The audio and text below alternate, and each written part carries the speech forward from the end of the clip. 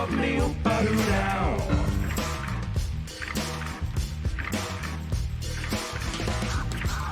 New hardware, WHO disk.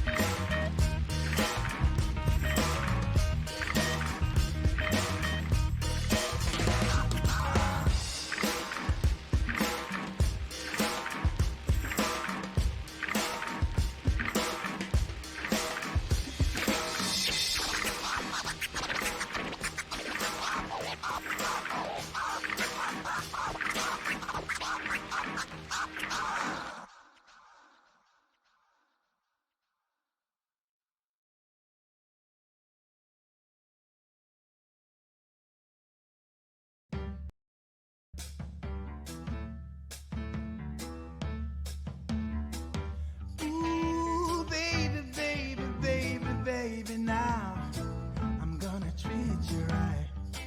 'Cause last time I saw you, I must have lost the way I felt on the first night. Can you trust me again? Would you stay here someday?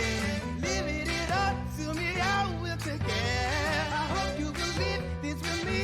It's a modeling moment for us, for you.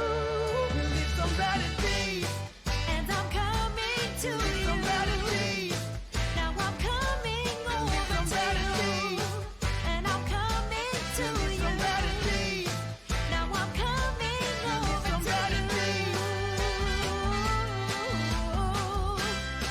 Now I'm coming over Some to better you. days. Call me, baby. Say, I've been waiting for you. Now I hope we're right to carry on with good times. can you trust me again? Will you stay here someday? Living it up to me, I will take care. I hope you will live this with me. It's a modeling moment for us, for you. We'll live some better days. And I'm coming to Some you. better days. Now I'm coming over Some to better you. days. And I'm coming to you. Some better days. Now I'm coming over Some to better you. days. Now I'm coming over to you. Coming over. And I'm coming over to you. What a shame. Coming over to you.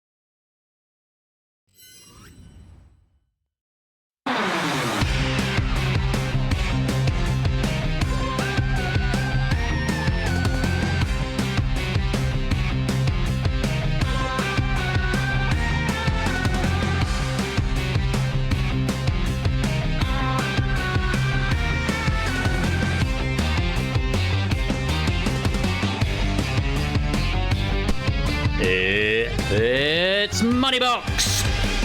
Good evening. evening, good evening, good evening, good evening, good evening, good evening, good evening, good evening, good evening, good evening, good evening. And welcome to Game Night on Saturday the 7th of March. It is just approaching 8:05 and I hope you are all ready for another game night. Oh, it's a quiz night. It's not quiz night, that's Ash's thing. It's game night. How you all doing? Happy weekend, everybody. Hope you're all having a good time. I've got my co-host here this evening who's once again very excited at the fact that I am speaking. You're going to jump up and say hi? Ready? 1, 2, 3, jump. Ah, there he is. Look who it is. It's Chief Co-host and Chief Spaniel Day Lewis himself. Hello. And how are you? Would you like to talk to everyone at home? Would you like to say hello? No? Going to stand there and look confused at all the screens. Dog indeed. Hello. Oh, you're my gorgeous boy, aren't you? Yeah. It's just you and me this weekend, isn't it? Anya's out in Brighton again all weekend. Right, okay, this is very nice, but are you settling in? Okay. You can settle in, that's fine. That's fine and dandy. Fine and dandy, fun and fine. Anyway, I've got a new PC, everyone. And I've got hardware monitor open, although apparently I've just collapsed all the readings. So open that up again, and I'm still using 100% of the GPU, which seems a lot. Although, if I was going to get a new PC, today is the one to do it for, because Moneybox, I think, is the most graphics intensive of all the formats that I tend to run here. But yeah, new PC, who dis? So we've got an Ultra 9 and 64 gig of DDR5 and GeForce RTX 5080, which might be excessive, possibly, for our needs here, but I had a 3080 before. I've still got the old PC. That's going to be the backup. Right, can you get down there, because I need to talk to the ladies and gentlemen and the boys and girls, and you need to lie down. I've not eaten yet, so I'm having some sugar in order to get through. So this afternoon just sort of got away from me slightly. He's a spaniel, mini pom. He's a cocker spaniel, working cocker spaniel, unemployed working cocker spaniel. You lie down. Don't you push behind the green screen. You break it, don't you? I've also got a new desk, which means I now have a 5th monitor going into the new motherboard. So Broadcast Graphics has its own dedicated 32-inch 1080p over here, which is great, because it's sort of out of sight, out of mind, and I'm just capturing one monitor now for game capture, which is yeah. Hopefully it makes sense. I mean, we'll see how it pans out if it crashes. And yeah, we'll go from there. Anyway, let me say hello to all. Good evening, JR, SJ, Fluffy, TVP, Jerry, Fetch, Shape, Stilgar, Flyboy, Lupine, Free Ruckus, Prugs, Oni, Samster Lewis, 2, ABME, Ape, Minipom, Matt the Sprat, and anyone else who is lurking, loitering, and lingering in the chat. You're all most welcome to be here. Thank you for taking time out of your Saturday evening to come and play some quiz here at Game Night. I'm having a sober evening tonight. I had too much to drink last night. In other news, I did a park run this morning for the first time in about 3 months, which was about as I expected it to go, 26:07, and then I went straight to physio afterwards, only for my physio to tell me, yeah, your knee is not in a good way at the moment, so I've been signed off from running for the next 2 weeks. I've had to order a knee strap and all sorts of other things. It's quite painful. Woe is me. This is one of these things that happens when you get old and, you know, you start exercising. Things start going wrong. Sure, my PC, really. It's like a metaphor for something. Not sure what. Anyway, Conrad Lack, welcome to the game. Welcome to the stream. Yeah, I don't normally like eating on stream, but I've got to have some sugar, otherwise I'm not going to make it through. Triple bill of games tonight. We're starting off with Moneybox. If you want to be in the hot seat for this game, you can go and join the Discord right there. You will need a microphone, and you'll need to be able to come and talk to me and your quizzing partner. In oh, hello. What's that all about? Why is there? What's that? What's that? What? Oh, that's just. Is that that's the top of the green screen? Okay. Let's get rid of that. We don't.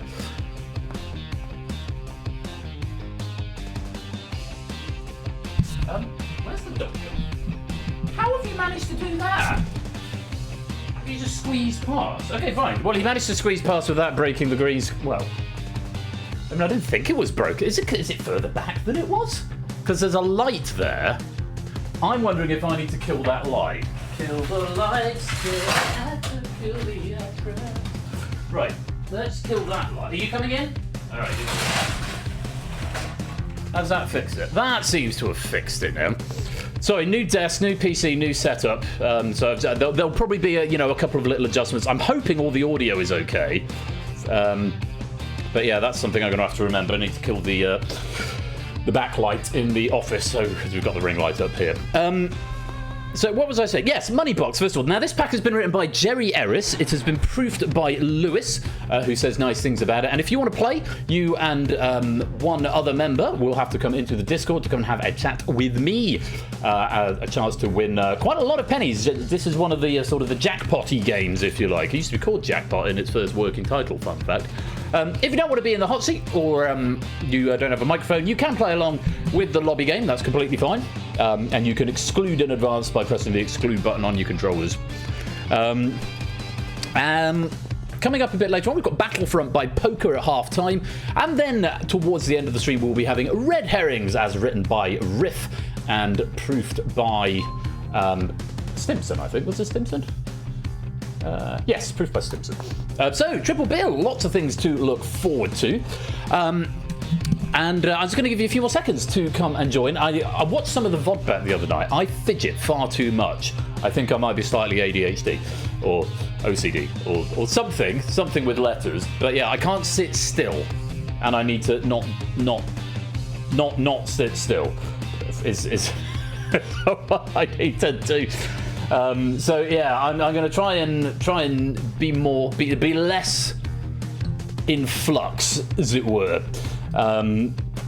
Ahead of because it's given anyone who wants to come in motion sickness probably. Now, Moneybox, this is the first time we have seen Moneybox this season, the first, and it's like the only time it's appearing this season. So opportunity to come and play if you'd like to. Why am I streaming at 360p there? Let's go to 1080 if we can, please.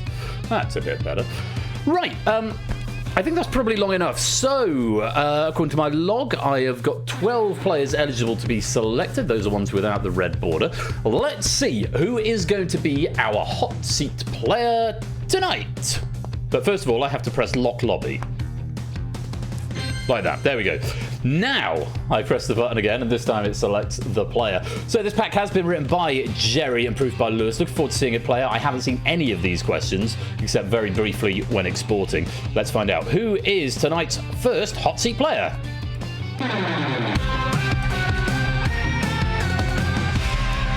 Proogs, you are in the hot seat, my friend. If you'd like to pop yourself into the green room, and Lewis will do a sound check.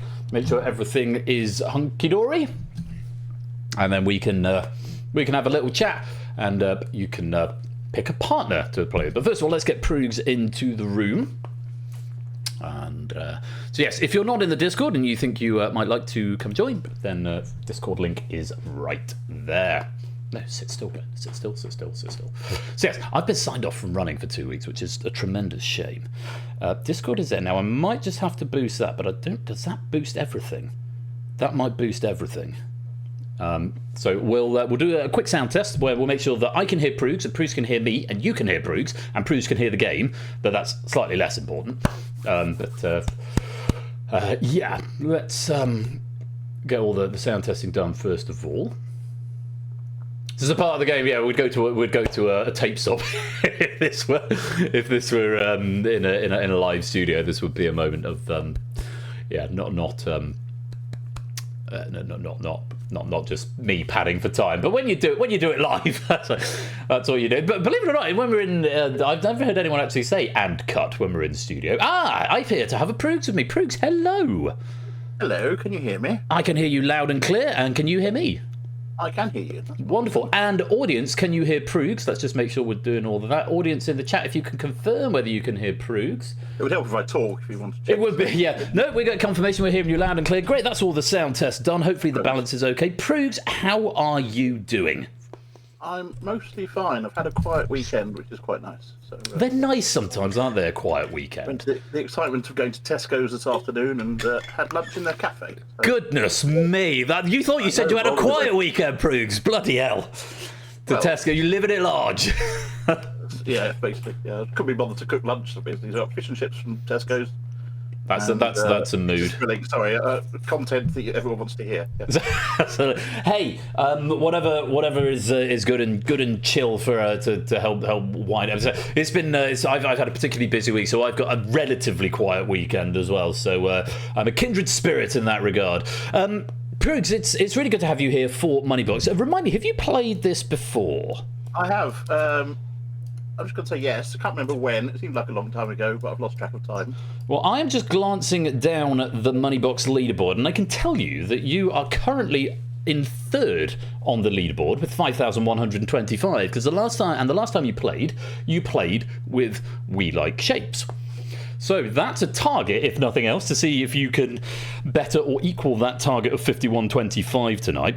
Riff and Prey, welcome to the stream. Now, we need to select you a partner to come and play. So you've got a choice of Free Ruckus, Prey, Shadowmane, Lupine, Stilgar, JR, TVP, Kegler, Shapes, Woollyback, and Ape Minky. Now, who out of those players would you like to play with this evening? Well, I think if I played with Shapes last time, it's probably not fair to go with him again. Okay. That's fair. I honestly don't know, really. Can you tell in the list who hasn't played before? I can have a look. It's a manual search, but... Oh, sorry. No, that's fine. That's fine. Free Ruckus, I don't believe, has played before. Prey has. Shadowmane has. Lupine. Now, you've got a history with Lupine in this game, haven't you? QNL. Lupine has played with Tipster. Stilgar. I don't see Stilgar. JR, I'm fairly sure. Yes, JR's played with Oni and with Clayton. TVP, I'm not seeing TVP on my list. Kegler Coach, I'm not seeing Kegler on my list. Shapes, obviously you've played with before. Woollyback played with Shadowmane and Ape. Have we seen Ape in this game before? Ape Minky has not played this game before either. So there's a few options there of players who haven't played before. Free Ruckus, Stilgar, TVP, Kegler Coach, or Ape Minky if you want to give someone a go for the first time. Oh, let's go with someone who I haven't played with before. Let's go with Ape then, please. Ape Minky, rightio. Let me type Ape's name into the box, otherwise it will just pick at random. Ape Minky, set force, and hopefully the computer will pick Ape Minky. Let's find out.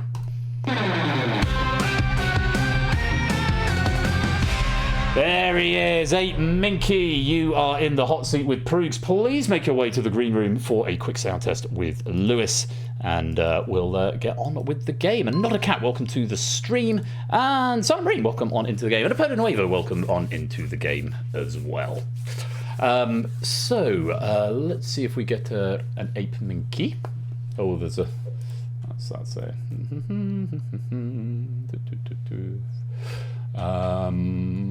no sign of Amy. Oh, Snapple, says Ape Minky. Right. Why are you standing? Come and lie down. Lie down this very instant. Not you, Proogs. I'm talking about the dog. I mean, probably relax, I suppose. It would do. It certainly would. I see an Ape Minky in the green room, which is very encouraging. So hopefully we'll get him into the broadcast studio in just a tick. Oh, what a good dog.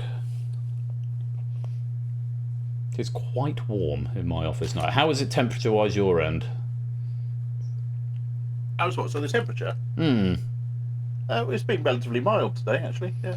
Yeah, it's been pleasant. So my office is a particular firestorm at the moment. It feels very warm. If you're comparing office temperature, that's different.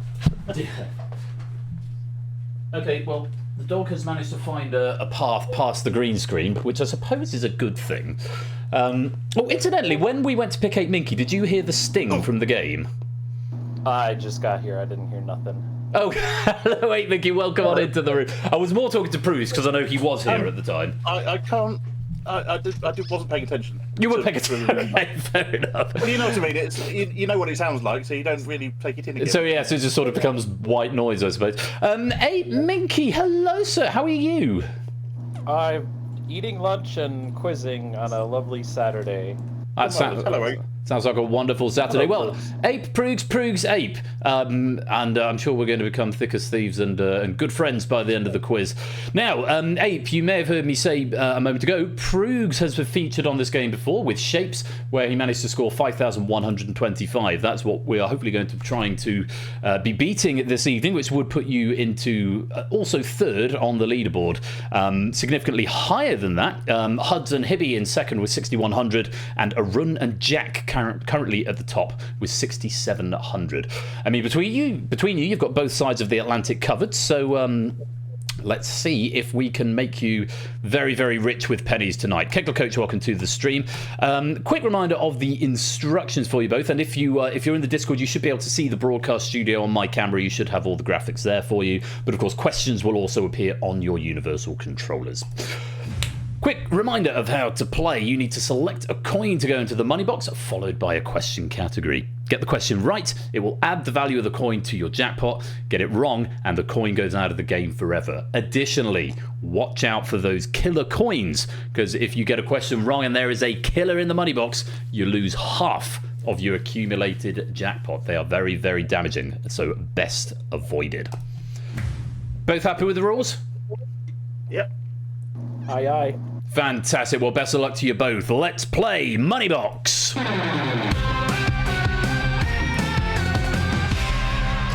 And our category board for you both this evening. We have got 6-7, Sad Keanu Reeves, Cool S, Murica, All Your Base, Rickroll, Planking, That Escalated Quickly, What Are Those, Hamster Dance, It's a Trap, It's Never Tchaikovsky. Now, quick reminder, you will need to save 2 of those categories for the end game. My advice is always go for categories that you think you're going to feel strongly about or feel positively towards and more likely to get right. We'll alternate between you. One of you will pick the coin, one of you will pick the category, but ultimately it can be a joint decision, so feel free to strategize along the way. You are on the same team, you are not playing against each other. So, let's go to our money box. And Proogs, could you select a coin for us? Oh, I get to press a button. You do. Let's go for that one, please. It's the yellow on the left, and it goes to the money box. And feel free to have in this. Normally, I'll give you 10 seconds here. I'm going to give you 30 seconds as a first chat to chat through the board, and then Ape, you're going to be picking a category. So, All right. I'm not great at memes and things, but these might just be completely distracting. What do you think? I think that's the correct way to look at it. Is that these are just the category names and not memes. I mean, it's the Tchaikovsky one, for example, the music one. I would expect that, or like numbers, like maths for 6. Exactly. And 7. I know that hamster is not spelled the standard way of spelling hamster, so that could be a spelling question of some sort. Perhaps, yeah. I mean, it's all going to be a bit potluck, and until we play a couple of questions, we won't really know where it's going, will we? So. Right. Okay, well, what's our first category going to be then?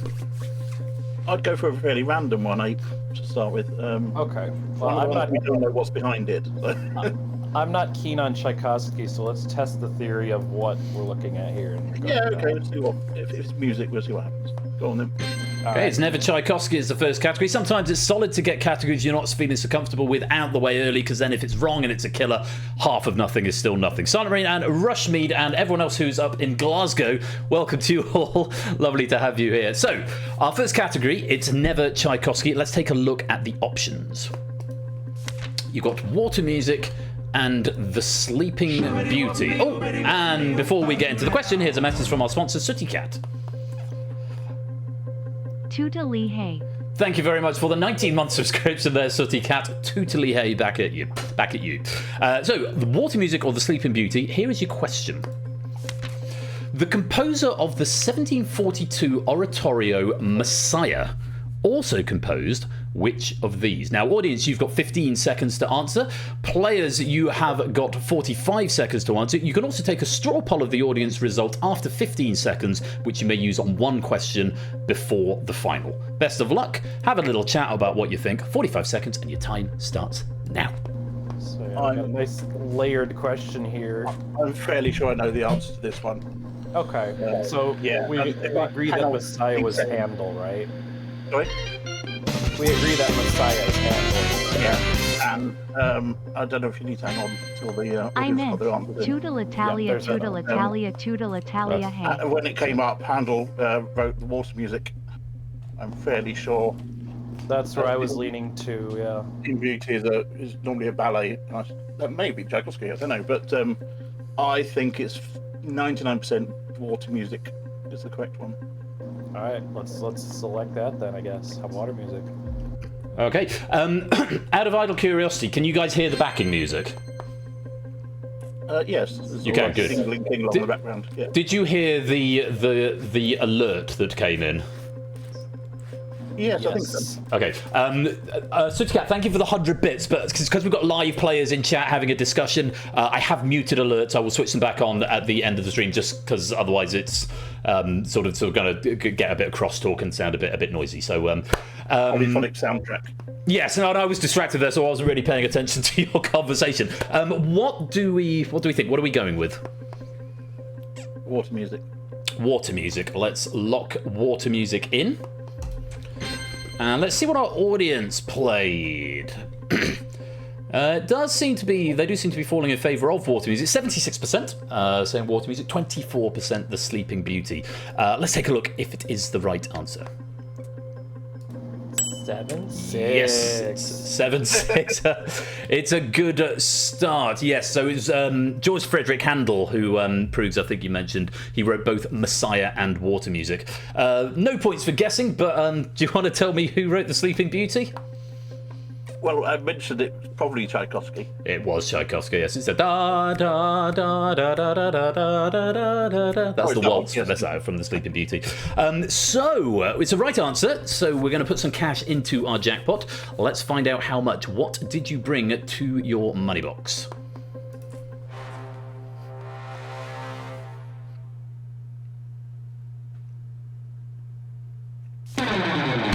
That's a very good start.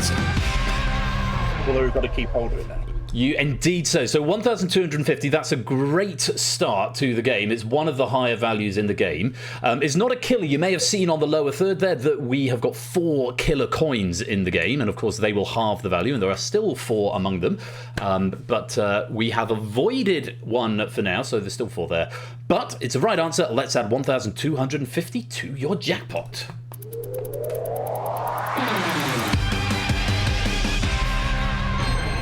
Okay, so as we see, yes, that's the 4th highest value in the game. There's still a 1,500, 1,750, and a 2,000 in the game, higher than that.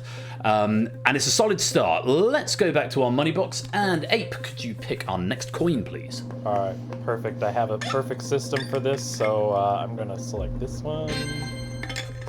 Green on the left, in it goes. And a few seconds to discuss, and then proves you've got choice of category. Right, well, based on the fact that clue, the title, didn't seem to be too far off the question, so I don't like the idea of Rickroll or It's a Trap, or indeed Hamster. I'm game for anything. One of those. Let's try Rickroll, because I feel that's kind of open. It could be Rick or Roll. Or roll. It could be a Stockake and a Morseman question as well, so yeah, let's go with that then. Rickroll. You have to press the button. There we go. Rickroll is the category. Okay, here are the options. More or fewer. Simple as that. Let's see what the question brings and how that applies to Rickroll.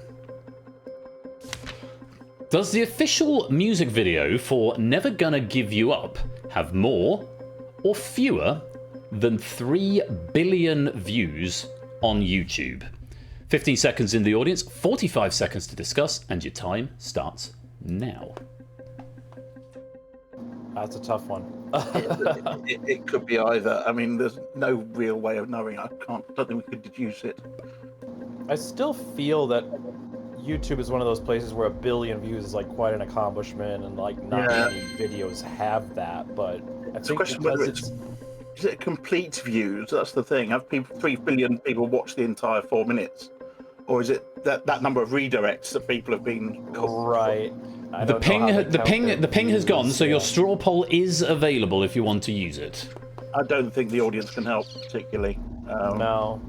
I would personally lean fewer just because I feel that 1 billion views, let alone 3, is still like a lot. I'm happy to go with that. YouTube. Yeah, I've got not much of a clue, but I'm inclined to agree with you. So yeah, let's go with that. Let's just Fewer? try it. Yeah. Okay, let's lock fewer in. And let's see what the audience thought. Oh, it looks pretty close. Oh, it's the cursed ratio. 52-48 is the split in the audience. 52% agree with you. 48% think it's had more than 3 billion views. Let's take a look and see, is it fewer than 3 billion? Yes, it is. Good punt. I think you... There was good logic, I think, there, 8Minky, and you're right. 1 billion is still a commendable achievement. As of the 21st of February, Never Gonna Give You Up has had just under 1.75 billion views, which is still one view for 25%, nearly 25% of the people on the planet have seen that video, although I imagine some people have probably seen it more than once. It is a right answer, so very well done, and let's see, what did you bring to your money box?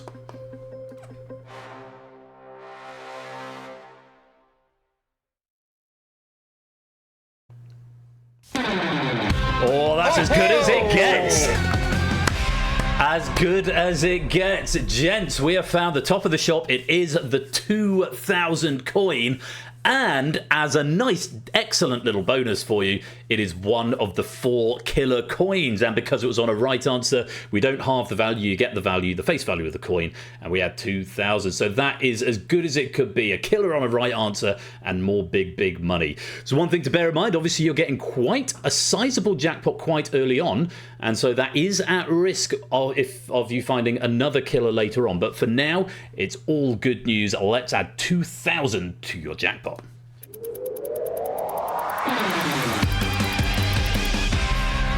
We're up to 3,250. There is 6,750 left in play, and there is still a potential jackpot of 10,000, which is the maximum you can win in this game. And I'll remind you, whatever you win tonight in pennies, you both receive that in your penny banks. So, after 2 questions, let's take a little look at the audience leaderboard. You are flying out in front, along with Apodo, Brig, Conrad, Fluffy, Flyboy, Not a Belgian, Pyro, Ralph, Sam, Shapes, Tom, Zeus, all with the maximum 32.50. A couple of players yet to score, but there's still plenty of questions to go.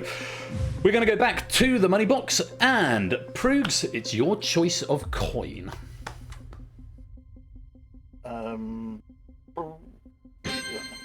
And it's the green one on the right. I just thought I'd do the symmetry. Yes. Hello, Happy OK. Welcome to the stream. And Jack Wilfred and Simpsons Angle. No, it is not too late to join if you use the QR code if you're on a mobile device, or if you go to that website and use the code GGGX, you will be able to join the game. Couple of seconds to chat, and then pick a category. I'm beginning to think what we want to keep for later on, but it's really difficult to tell, isn't it? Yeah, I'm fine with like pop culture things, so like Sad Keanu might be one I would want. Hamster Dance, perhaps. Yeah, Hamster Dance could be my era, actually. Let's go with Keanu Reeves then, because why not? to now or to save? Let's play Keanu Reeves. Are you happy with that? Sure. Let's do it. Yeah. Okay, Sad Keanu Reeves. Let's see what your options are. Popcorn meter, site users, or tomato meter, critics. And your question: which Rotten Tomatoes rating is lower for The Matrix Revolutions. Which is lower? Is it popcorn meter, the site users, or tomato meter, the critics? 15 seconds in the audience, 45 seconds for you two to discuss, and your time starts now. Well, Ape, I don't fully understand the question, so I don't know if you can give Sure. So the tomato meter is what, like, the people who review movies for a living, like, they aggregate those scores. So if the critics love it a lot, the rating's going to be a lot higher. Whereas Straw poll available. Site users are just like a user, like, fair. thing. So what I would lean here is that because site users is so like fan base heavy, I feel like they're very polarizing. So if Matrix Revolutions, I think that was the one that they made after the initial trilogy, if I think right. Yeah, it's one of the later ones. It feels like they would be more critical of what that movie should have been. So I would think that the popcorn meter would be lower. So you think the site users are going to give it a lower score essentially than the critics? I think so. That's where I would lean. Okay, that seems plausible argument. We'll go with that then. I'm happy to go with that. Thank you. Popcorn meter? Is that the one we're going for? Yes. Popcorn meter as the lower of the two? Yeah, so site users is lower, yes. Okay, let's lock in popcorn meter. What did our audience think here? Again, even closer than before, 51-49. Just a small majority agreeing with you. Now, this is... now, Ape, you said that you think this is the one after the original trilogy. Yeah, because they made a fourth one. I think it was only one of the Wachowski sisters, and I feel that, like, with any kind of, like, heavily fan-devoted sci-fi property, they're going to be really critical about any kind of sequels or reinventions of the genre. Well, I can tell you, it was only one of the Wachowskis involved in that film, but that film you're thinking of is The Matrix Resurrections. And this, The Matrix Revolutions, is actually the third of the original trilogy. Now, I don't know if that would have changed your answer if you'd gone to the right one, but I can tell you the correct answer is the tomato meter. So the critics gave the third film 33%. The site users gave it 60%. Now, I think it is generally held as the weakest of the original trilogy, but the fans like it more than the critics do. So, it's a wrong answer. We want to try and avoid a killer at this stage if we can, and preferably this would be a low value. We don't want to really hit one of those high values because we're not going to get the cash here. Let's find out. What did you bring to your money box? Come on, Hundo.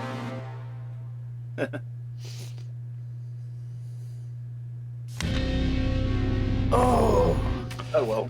That is very much a double-edged sword there because it is a low value, so it's good. So there's still that big money in the game. It's only the 50, but unfortunately, it is a killer. And on a wrong answer, it does mean we cut your jackpot in half. So we're going to lose 1,625 from our accumulated jackpot, which is a terrific shame, but that is how the game goes. Unfortunately, let's put that killer into the money box.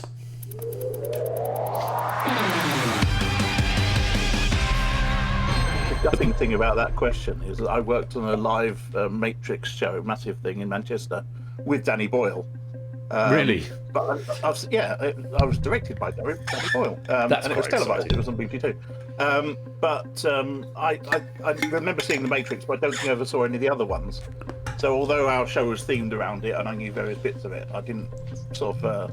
that doesn't translate into knowledge for this Not question. translating, yeah, that's unfortunate. And I mean, the one perk of that is that you have taken a second killer out of the game. So there's only two killers left up there. Thereafter, it will be cash all the way. It can only go up or stay the same. So let's see if we can get some more right answers and find those missing killers. Let's go back to our money box. And Ape, you have got selection of the coin. All right, let's go hunting for a killer here. I am feeling like this. Going for the blue one on the left. A few seconds to discuss your next category, and then proves you have to press the button. Okay, well, I would say that one of the random ones is, I don't know what cool S is, but Do we want to keep something like 6, 7 because that's random, or it's a trap? I'm do you want to get rid of 6, 7? I'm fine with holding on to 6, 7 for a bit. Okay. Well, should we get rid of it's a trap? Do you know what that could be? Yeah, I don't like trap questions. Well, then we'll play it's a trap now. Then, shall we? Okay. Yeah. It's a trap is loaded. Let's take a look at the options. No or yes? Doesn't give us much to go on at the moment. Let's take a look at the question. By US mathematical definitions, are all trapezoids trapeziums? 15 seconds in the audience, 45 seconds for you two to have a little chat, and your time starts now. So trapezium is that a parallelogram essentially, like a diamond? Or that? So yeah, trapezoid here is 4-sided figure where one pair of sides are parallel. The other two don't have to be. Straw poll available. Yeah, fair. But trapezium. See, I would say a trapezium is sort of like a diamond or a skew width rectangle. Okay. So you're saying that, but you typically say trapezoids. You have two the same length, two different length. Yeah, like they don't have to all be exactly the same length. But could they be? That's the question. They can be, but that would mean that all trapezoids weren't trapeziums. All trapezoids. Yeah. So the answer is no, then, based on what you just said. I think so. We going no? Plausible. We'll go. I think we should go no. Do you? Yeah, let's go no. We'll go no. Let's lock it in. Now let's see what the audience thought. Ooh, that is a big swathe of the audience agreeing with you, 85%. Yeah, absolutely. However, I will remind you the category is it's a trap. But let's take a look. Is that the correct answer?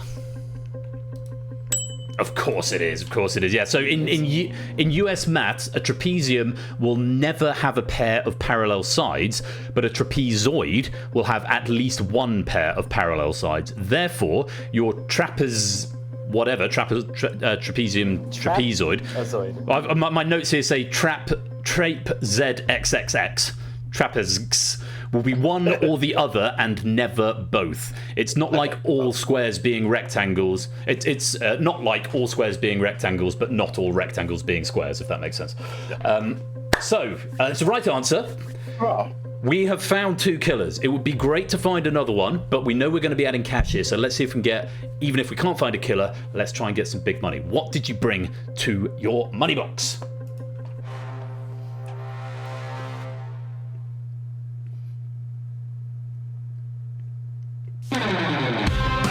That's very, very healthy. 1,750. So we're getting back what we lost on the last question and a little bit more. So we're back into a very strong position. Still 2 killers out there, but we've got 6 questions to go. But that's a great result for you. Let's add 1,750 to your jackpot.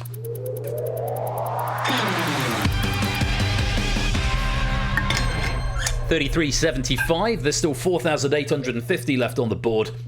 Potential jackpot tonight of 8,225. Let's check in with the leaderboard after 2 questions.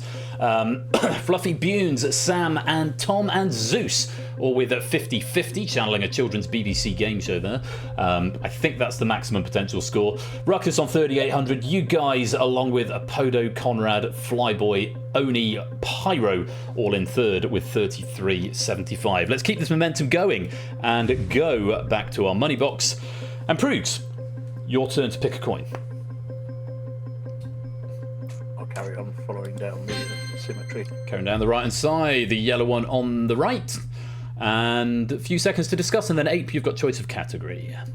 Kind of want to go cool S because I don't know what that could mean. Yeah, I'm happy to just abandon that and give it a go. All right, let's go. Cool S. Okay, let's take a look at our options. 1,300 or 1,500. Let's take a look and see what the question brings. A character resembling the German that, or SZ, I think is the name of that, was first used in a manuscript around what year? A character resembling the German funny symbol, or set, was first used in a manuscript around what year? 1300 or 1500? You've still got that straw poll available after 15 seconds. 15 seconds in the audience, 45 seconds for you two to have a chat. Your time starts now. Oh, that straw poll is looking real good right about now. Yeah, I don't know how much our guys know about. I took German in high school, but they didn't teach us about the history of the Well, characters. this is it. It's a really interesting question because medieval manuscripts and things in English and German. Straw poll is now available to use. Should we go for the straw poll? Do you think? Yeah, I wouldn't have any clue where to guess. I'm not convinced that the audience will be much better, but let's give it a go. Let's see if there's something in the wisdom of crowds. Let's have a look. Hope for something overwhelming majority. Oh, not looking like it so That far. doesn't look particularly promising, does it? We've got a curse ratio again, 52-48. 52 going for 1500, 48% going for 1300. Not much to go on there, and your time is up. I'll give you a few extra seconds to discuss that straw poll, but I do need an answer. My gut feeling would be around 1500.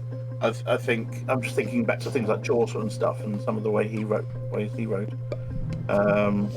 But it's a stab in the dark from my side of things, really.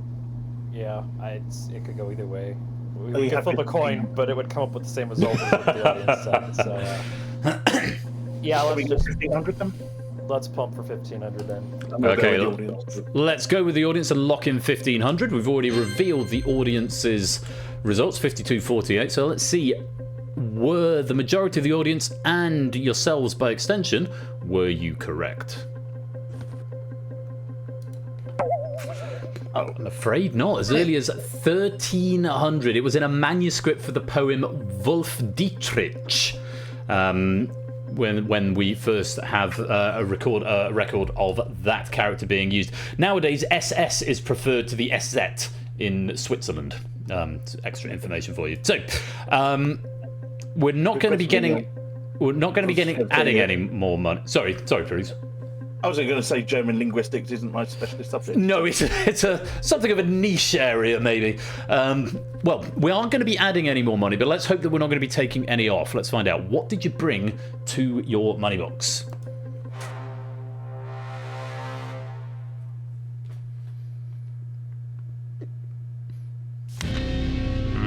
Ouch. This is a real roller coaster of a game. It's up and then it's down and then it's up again and now it's down again.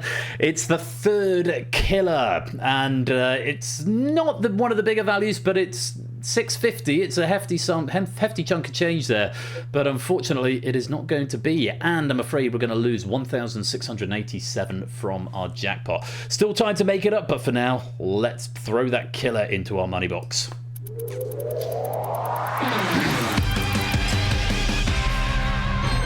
$1,688 is your current jackpot.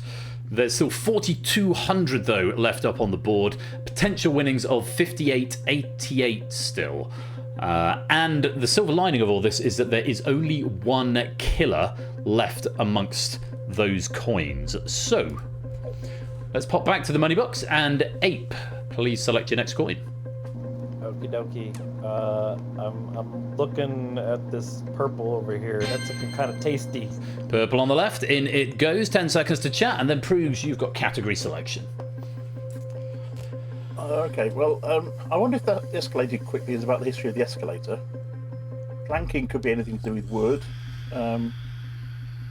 America could be just anything American. Are you happy to tackle that now? Yeah, let's get rid of America.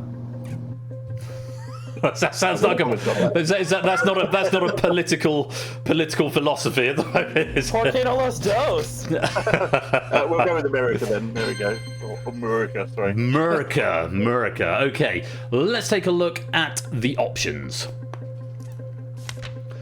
Pope or UK Prime Minister?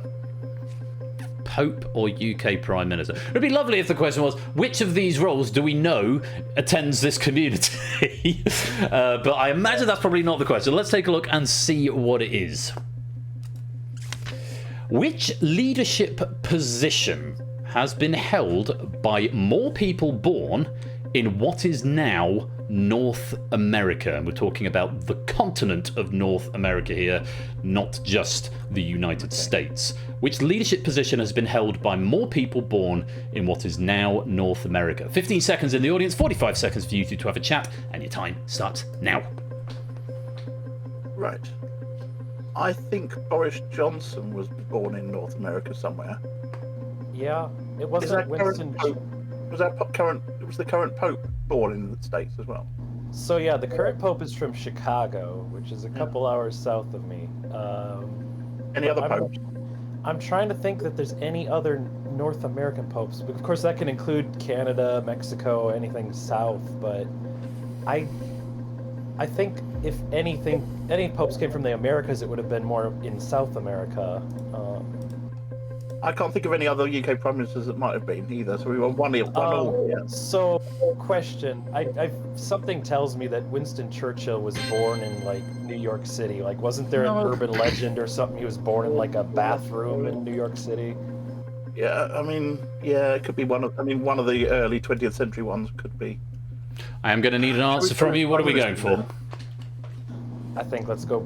I'm not aware of any other popes from North America, so let's go with Prime Minister. Yeah. Okay, we'll lock in UK Prime Minister. Let's see what the audience thought. That looks like they are in accordance with you. 80% think UK Prime Minister, 20% think the Pope. Let's take a look. Were you right or were you not? Bang on. Okay. Yes, North America, it is just the incumbent Pope Leo XIV was born, as you pointed out, Ape, in Chicago. As UK Prime Minister Pruggs, you're absolutely right. Boris Johnson was born in New York City. And you've also got Andrew Bonar Law, who was born in Rexton, in what is now Canada. So 2 UK Prime Ministers were born in North America, only 1 Pope. Well deducted. That's what's left. It would be a great time now to find that final killer with that right answer. But let's find out. What did you bring to your money box? What do you say? Big numbers, no whammies at this point? Always. We'll have to settle for middling number, no whammies at this point. It is 500, not the final missing killer, which is a shame. What a shame. What a shame. But it is more cash that we are going to add to your jackpot. It's going in the right direction. Let's add £500 to your jackpot.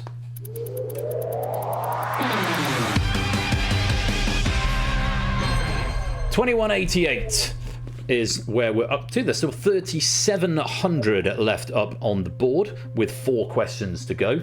A potential jackpot of 58.88. And when I say the 3,700 left on the board, I believe that is the maximum if you hit the 4 remaining largest values.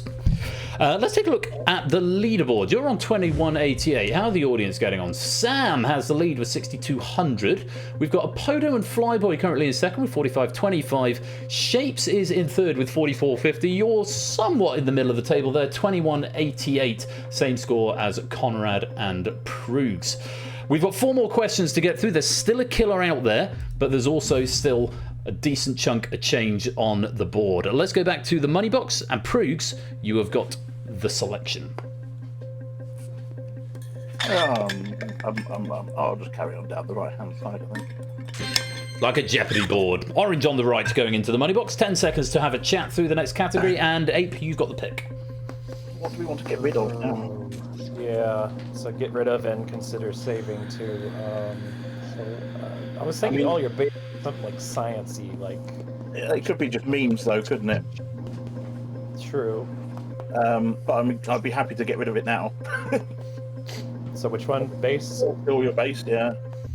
Yeah, let's try it. Okay, all your base. Let's take a look at the options. Fair territory for baseball.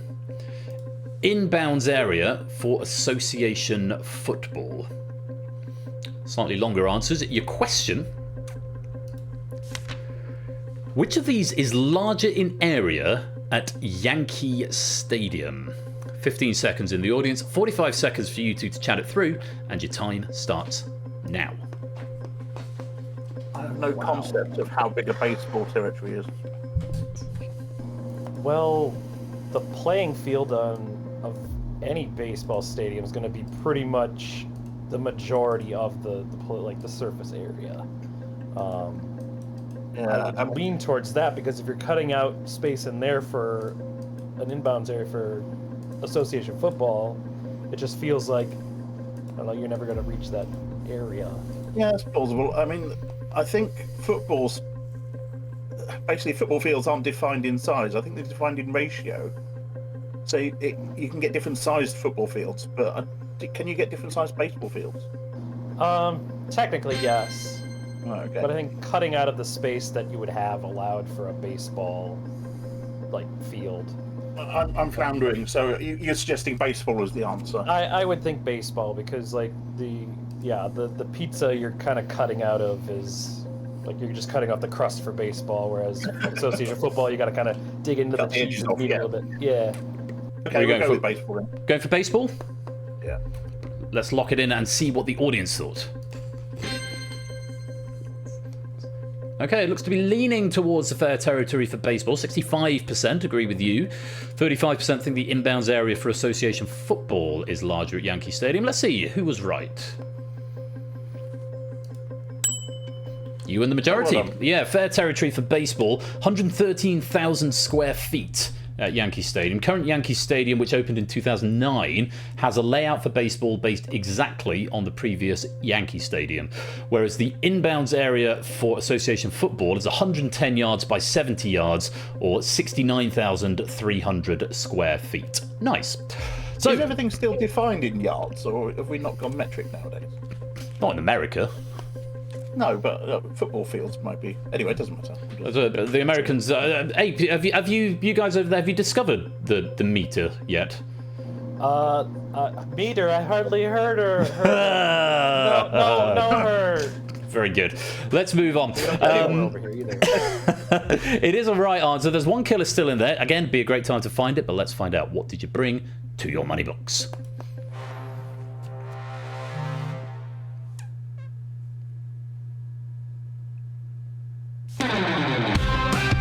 Good. 850, it is one of the highest remaining four values, so that's a very encouraging number to be putting into the money box. We're still eluded by that killer, which, but if we avoid it till the end of the game, that'd be even better if we don't see it at all. But it's a good result. Let's add 850 to your jackpot. Shadowmane, welcome to the stream. I know you've been here a while, but I've only just seen that because I've been concentrating on what the players are saying. Right, back to our money box. Ape, your choice of coin. I just hit my screen real fast. The blue one on the right, that's fine. 10 seconds to have a chat about what's left. Bearing in mind, we're getting towards the end game. You're going to face 3 more, and the remaining 2 you will face in the final, where you want to be fairly sure of getting at least 1. So, Proogs, you've got the choice. What are you going for next? I don't like hamster dance being there, particularly with that spelling. I don't know if that's that might just be me being pedantic, or it might be. I'm happy to pick Amsterdam's. Can we get rid of hamster dance? I mean, that was around the 90s, wasn't it? So, come on. Okay, hamster dance. Let's take a look at your options. On its first birthday, or on its death? Keep it light. Keeping it light. Here's your question. When would you do the limbo for your hamster if you were following Trinidadian tradition? 15 seconds in the audience, 45 seconds for you two to chat it through, and your time starts now. I'm sorry, what? Lovely question. Haven't the faintest idea. No. would you do the limbo on its birthday or when it died? I mean, is the Trinidadian tradition, is that what pops up in the James Bond film? Or is that no, I don't know. I'd rather do a dance on a birthday, but at the same time, would you limbo? Most of my hamsters didn't live to their first birthday, so what would you do in that case if you were Trinidadian? Well, yeah. Do you not eat them? I'd be inclined to say it's a death ritual, but I haven't this idea. Death is 100% of the time for a hamster. First birthday is rarer. Yeah, okay. Well, shall we say that we do the limbo for a dead rodent then? Yeah. Okay, You're going for death? Do that then. Yeah, it's a death rodent ritual. All right, let's lock in death. And audience majority look to be agreeing with you. 77% think on its death, 23% think on its first birthday. Let's take a look. When would you do the limbo for your hamster if you were following Trinidadian tradition? You would do it upon its death. So this is it's not specifically to do with hamsters. It's more to do with the traditions of when a limbo happens. According to my notes here, it's used at funerals, consistent with certain African beliefs. The game reflects the whole cycle of life. The players move under a pole that is gradually lowered from chest level, and they emerge on the other side as their heads clear the pole, as in the triumph of life over death. So it is a sort of a funeral ritual, which I think that would liven up a funeral. Fun and funeral. Absolutely. Good on the Trinidadians for that tradition. I think we should start it over here. I'm not gymnastic enough to do anything like that. Like this from Lewis. To you I bequeath an even lower bar. Very good, very good. Well, look, it is a right answer.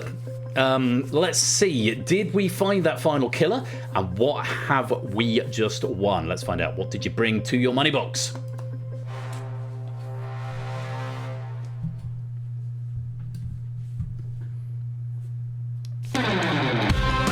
It's only the 1500 and the final killer. Very good. That will do nicely. Very nice indeed. 1500. I can't believe that was the top of the shop, or if not the second highest, I think it might be the top of what's left. And perhaps more importantly, you've unearthed that final missing killer, which means for the final two questions, it is going to be cash all the way. Of course, if you don't get it right, you don't get that cash, but you can't lose anything from here on out, which is excellent. Certainly not until the final. More on that in a bit. But let's add that 1500 to your jackpot.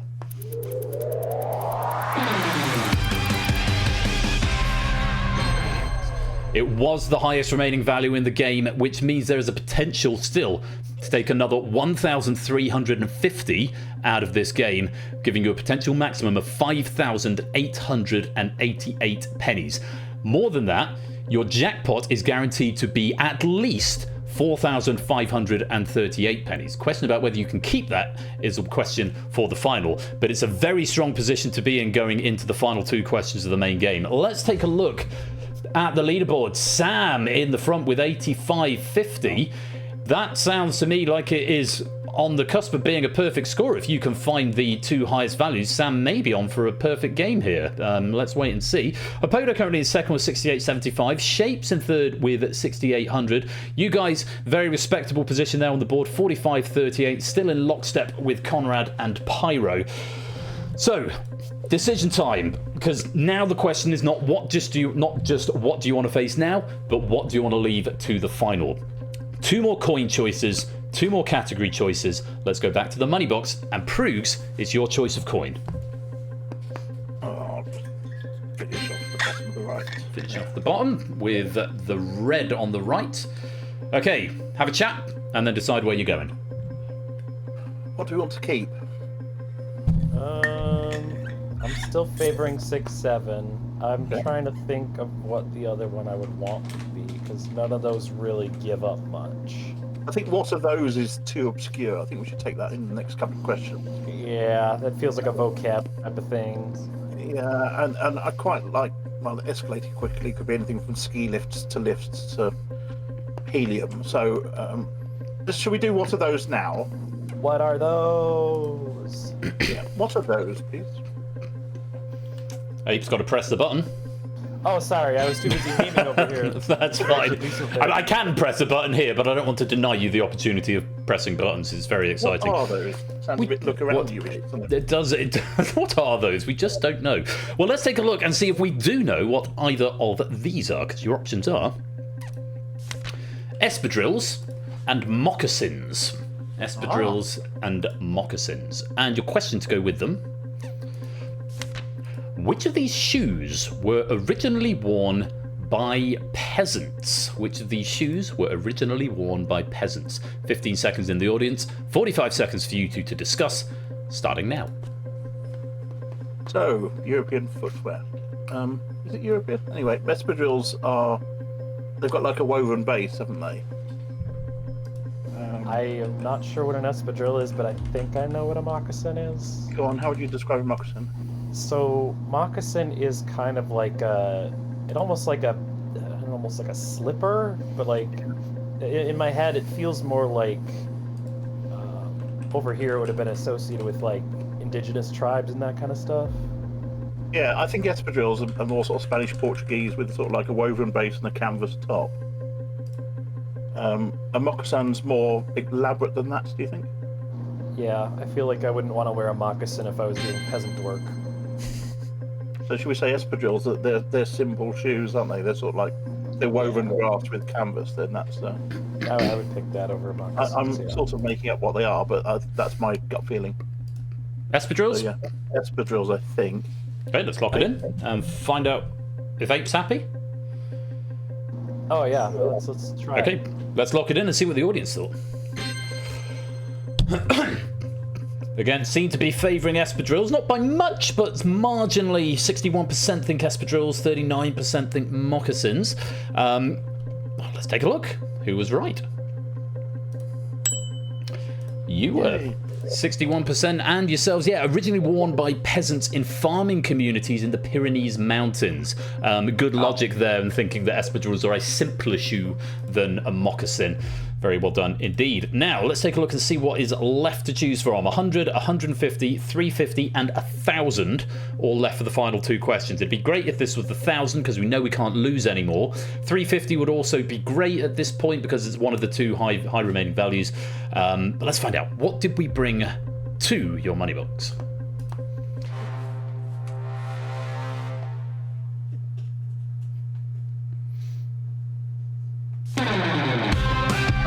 All right. 150. It's not one of the two highest remaining values, but it's still cash. It's not the bottom of the game either, so that's good. And hey, you can't lose it at this point, so let's add 150 to your jackpot.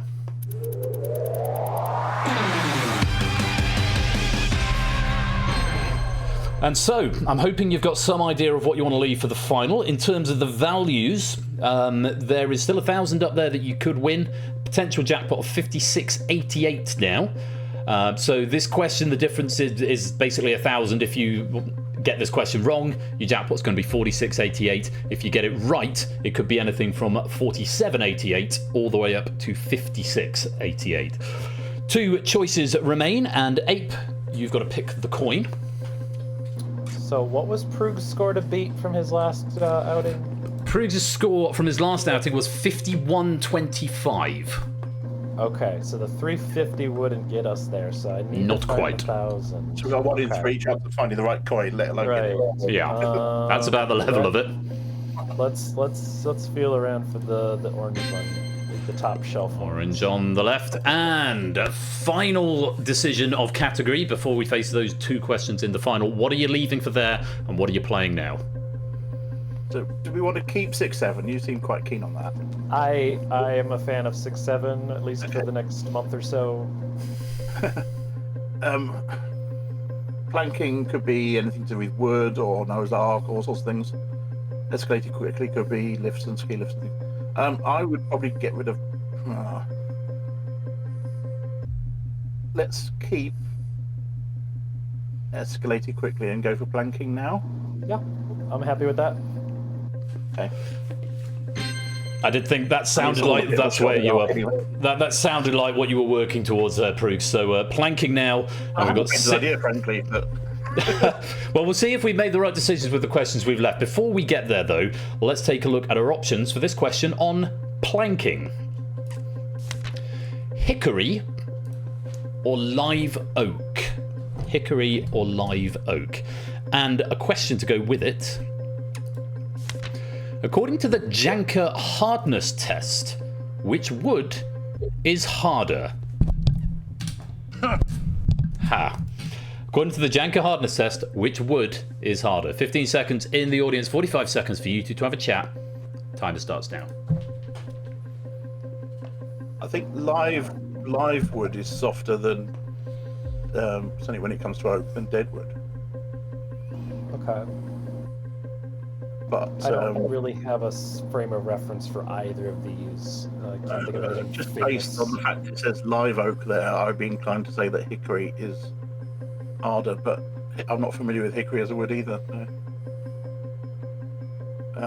I don't think oak is the hardest anyway. It's just a really robust building material. So,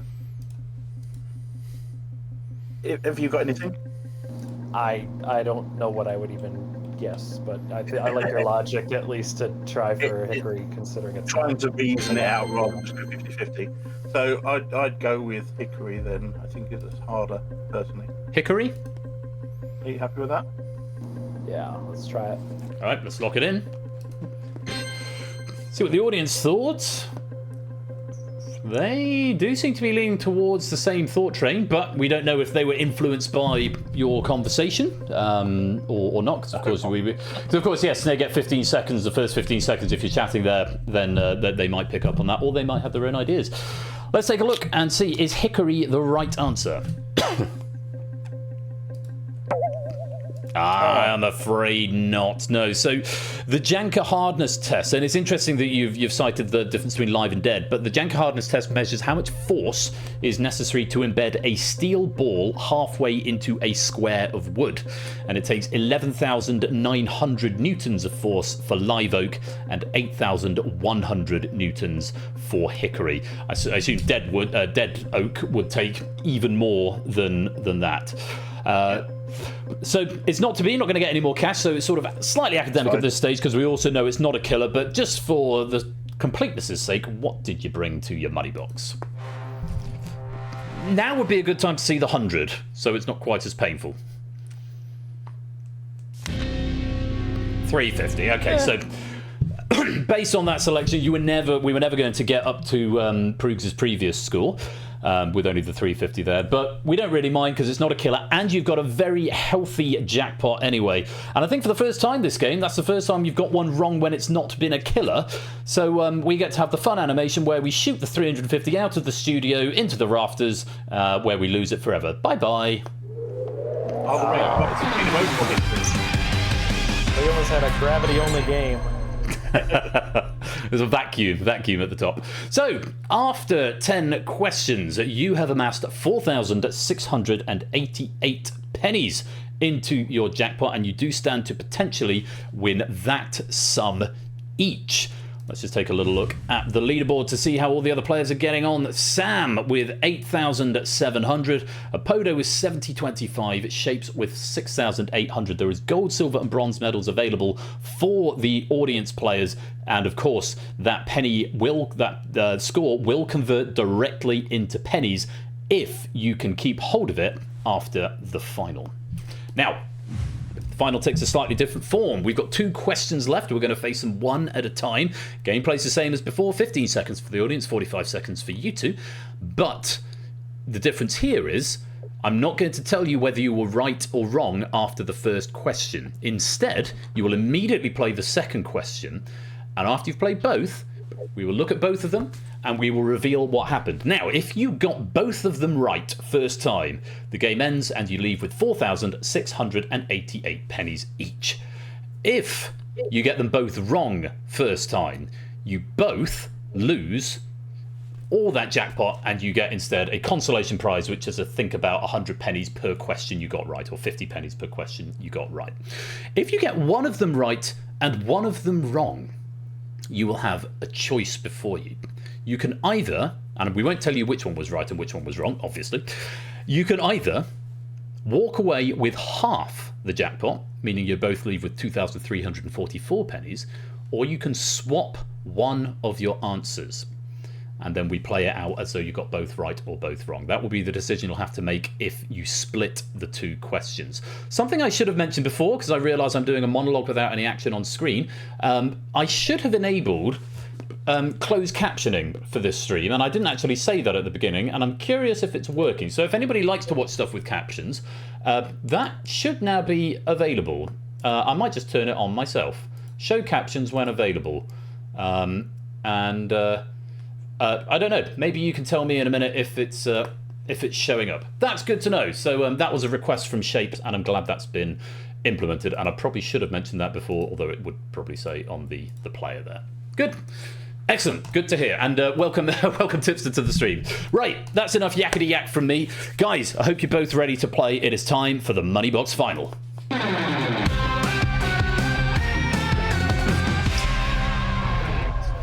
And the first category we're going to be facing is 6-7. The meme that no one knows what it means. But do we know what this question means? Let's take a look at our options. People with the 67th most popular last name worldwide, or people living in the 67th most populous country. So take a minute to get your head around those. People with the 67th most popular last name worldwide, or people living in the 67th most populous country. The question is simply, which of these numbers is greater?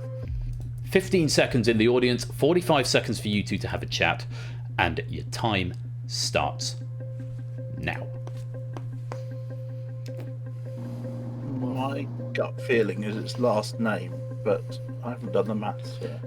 I was leaning there too, because when you're looking at the list of countries, it's just very heavily populated at the top, and then it's like kind of sharp. Like by the time you get halfway down the list, you're like in the millions less.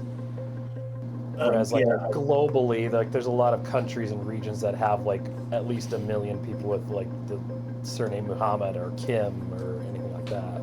But even things like tailors and bakers and things like that may well be. Yeah, absolutely. I'm leaning towards last name. Are you happy to go with one? Let's go with the last names. Yeah. Okay. Okay, just as the clock runs out, we are going for people with the 67th most popular last name worldwide as the greater of those two numbers. Let's lock them in, or lock that in, I should say. And we'll go to our second question. That escalated quickly. Proves, you had a couple of thoughts about where this might be going. Remind us what you thought. Oh, it could be to do with escalators and where it was first installed, or lifts and long lift shafts and things. Let's take a look at the options. Mall or metro station? Your question. 3 of the longest escalators in the world are in what kind of building in Russia? 15 seconds in the audience, 45 seconds for you two to discuss, and your time starts now. That's a shame. My knowledge of Russia in this context is fairly minimal. I would probably go with metro station. Yeah, I'm stuck either way. I don't know. Because you might have a very deep metro station, but why would you want to go to the 5th floor on an escalator, as it were? Sure. Okay, I can get behind that logic. Yeah. Because in a shopping centre, you'd want to go sort of up a level or up a couple of levels, whereas a very long escalator will be of the order of, I don't know, 200, 300, 400 metres. So I'd be inclined to go metro station. I'm happy with that too. Yeah, let's try it. Should we lock it in? We'll go metro station. Okay, let's lock that in. Okay. There's our money box. There's our potential jackpot, 4,688. Quick word of warning, chat. You may know the outcome of the game before our hot seat players do, if they end up having to swap the answers. So I would ask you, until the game is resolved, please keep spoilers out of chat. That includes saying, oh no, I lost everything, because it might give hints away to the players if they have another decision to make. So please keep spoilers out of the chat, whatever happens at this point, until the game is fully resolved. Let's see what you said. Which of these numbers is greater? You said people with the 67th most popular last name worldwide. And the second question, 3 of the longest escalators in the world are in what kind of building in Russia? You said metro station. So, we've got a few seconds now, because if the audience have split the questions, then they have an opportunity to swap their answers now, as indeed you will in a minute if you have split the questions. So we're going to wait for that time to expire, and that is your time up, audience. If you're going to swap, then your opportunity has now passed. So, if you got both of these right, the game ends and you win 4,688 pennies each. If both of these are wrong, you go away with some consolation pity pennies. If one is right and one is wrong, you will have a decision to make. Let's find out. Were you correct, incorrect, or one of each?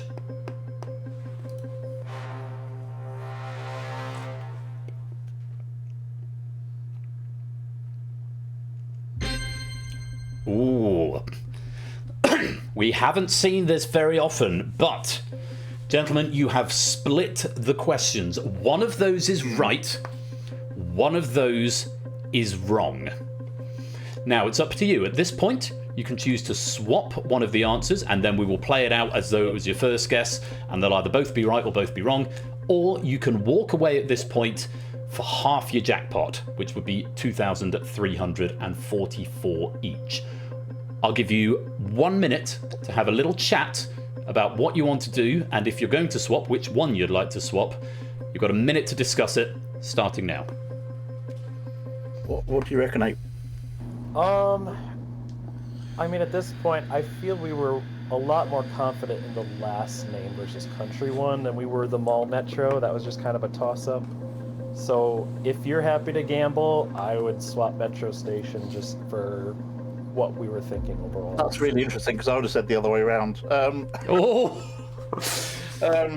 Would the Russians build a mall with a mahusively long, well, 3 mahusively long escalators? Yeah, I think you're right. 6-7's a bit of a toss-up. But are these tricksy questions, or should we walk away with 2,300? That's tough. So the 6-7 question was, are there more people with the 67th most popular last name in the world than there are in the 67th most popular country? Yeah, let me give you that. Let me give you the questions in full again, and I'll give you 30 more seconds to have a chat. So the first question: which of these numbers is greater? Was it people with the 67th most popular last name worldwide, or people living in the 67th most populous country? And the second question: 3 of the longest escalators in the world are in what kind of building in Russia? A mall or a metro station? I can only give you another 30 seconds max before I need a decision from you. I think I'm happy with last name just because, like, country-wise, you're already losing a quarter of the population to 2 countries, whereas, like, last names, there's a lot more last names than there are countries, so, like, that distribution is spread more even. Are you saying you changed your mind then? You're happy to stay with... Like, I want to keep the last name there and swap metro station to mall. Still, that's just... Okay, let's do that then. Let's keep the last name and swap the escalators to mall. Just to confirm, you would like to swap metro station to mall. I need to hear you both. I need to hear you both confirm that that's your decision. Yeah. If I've convinced you enough to do that, then that's what we're doing. It's yes. Let's swap metro station to mall. Okay, we will swap metro station to mall. I hope we've created some drama on stream. Well, certainly from this end, you've created some drama for me watching, and I hope our friends in the audience have equally enjoyed the drama. Let's find out if you've made a good decision or a poor decision. Let's reveal. Are both of those answers now correct?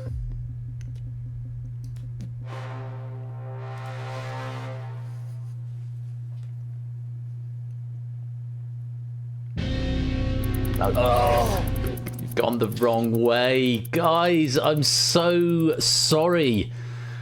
You were split on the decision, and it was Proogs was leaning towards one and Ape was leaning towards the other. Let me give you the information here. So the people living in the 67th most populous country was the correct answer there. It's Chile. There are 19,945,850, whereas the 67th most popular last name worldwide is Kai, C-A-I, of which there are 8,207,082 people, fewer than half as many.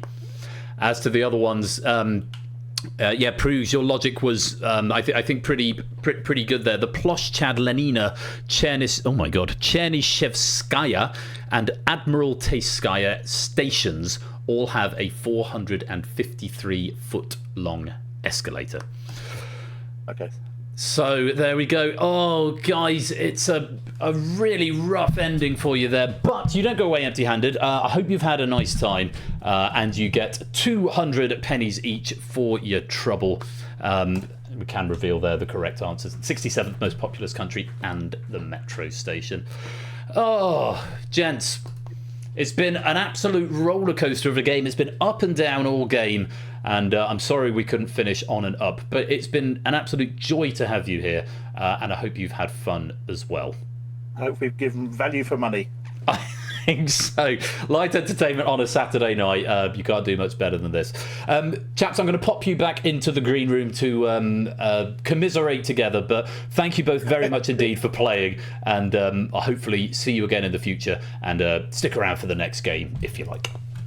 Thank you. Thanks for the Thank game. you. Thanks, Hold on, Thanks, Bruce. Let's test the closed captioning real quick. Boop. That's all, folks. And on that happy note, I'm going to drop you in the green room. Thanks, guys. I'll see you later. Thank you. Okay, let's see what that's done to the closed caption. That'll be interesting to watch on the VOD. We've got the small matter of the leaderboards. We've got gold, silvers, and bronzes to give away. Let's take a look and see how you finished. And it is Oni, not a Belgian, with the gold, JR with the silver, and Zeus, who takes the bronze. Very well done indeed. And you get 6,525 pennies to go with that, Oni. 6,275 for JR, 5,525 for Zeus. Check out your score. That will be added to the penny bank as soon as the credits roll in just a minute. Can I extend my thanks to Jerry Ellis? What a great pack. It designed to do exactly what Moneybox, or written to do exactly what Moneybox is designed to do, which is not necessarily know immediately, but generate hopefully an interesting discussion, make people think. And yeah, just really, really lovely stuff. So thank you very much, Jerry, and many thanks to Lewis as well for proofing it too. Well, we have reached the end of our first game. It is approaching 9:30, so we're running a little bit late, but Moneybox is a slightly more pedestrian pacing in this game. So we're going to take a short break. Use this opportunity to maybe go grab some snacks, pop to the loo, get some more drinks if you need to. And when I return, I should say, which will be in about 15-20 minutes time, we're going to be playing Red Herrings by Riff Raccoon. Before that, though, I'm going to leave you in the hands of the game that runs itself in the shape of Battlefront.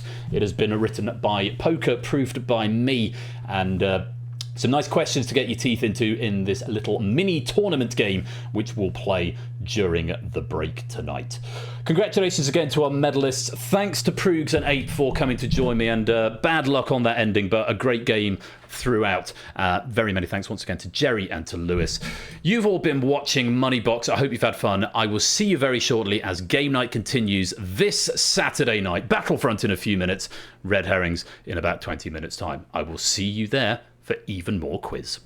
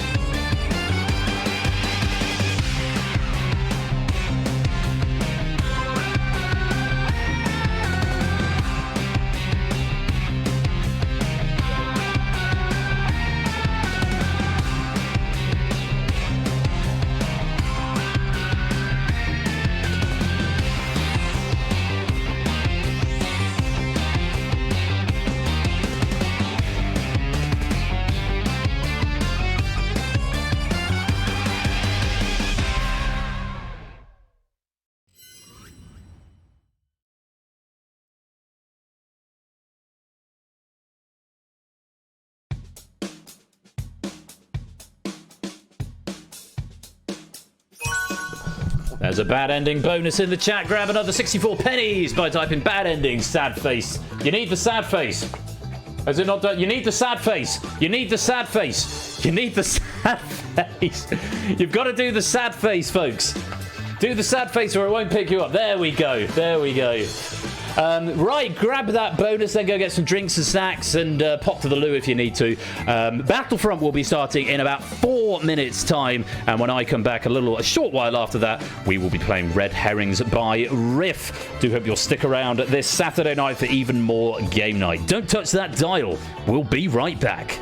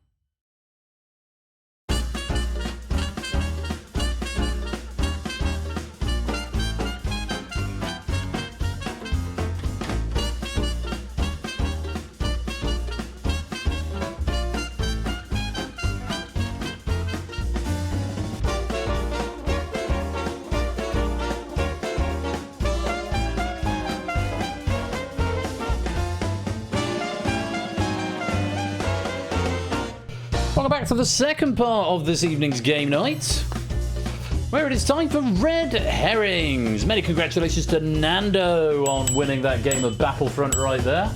And, oh, are they going off the edge? Oh, that's not good. Right, sorry gang, we might have to restart. It might correct itself if I put it into the right aspect ratio. Stand by, stand by, stand by, stand by, stand by, stand by. Let's pop you up there. Let's put you in there. Ah, no. Sorry, we're going to have to restart this one because I've launched it in the wrong place and the aspect is all wrong. That means I need to fix something build side. So I put it on a different monitor. No, no, no, not that monitor. Come to this monitor. That is not marvellous. That is the opposite of marvellous. Oh, cock. Hang on. Stop launching on that monitor. Why? Ah, there we go. Right, it's got it.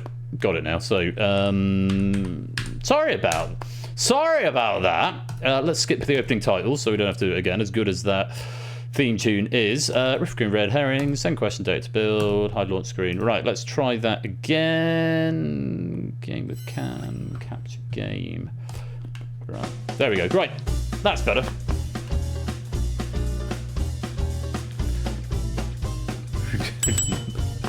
Oh my god. I don't think that's right. I mean, you could play it like that. Right, third time lucky. Somehow I've made it worse. Oh my god in heaven. Right. Oh, why is it launching on that monitor? And why is this so irreparably broken?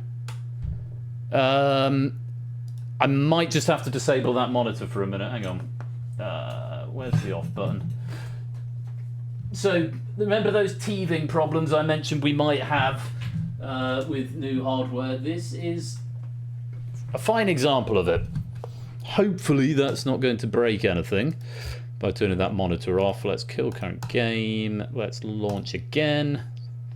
Now, hopefully it'll launch on one of the live monitors. I don't know where it's launched now. Is it launched on the monitor that is off? No, don't do that. No, don't do that. Don't do that. For God's sake. Where's the standby button? Oh, this is a fun issue, isn't it? Right. Let me physically disconnect that monitor. This might cause squiffiness. Is it running on a DP or is it running the... I think this one's a DP, isn't it? Okay, everything flashed, so that's good. I'm going to go BRB because I need to join the game before you. Okay, that looks better. Right. Note to self, Red Herrings does not run properly on that monitor, so I will need to fix that.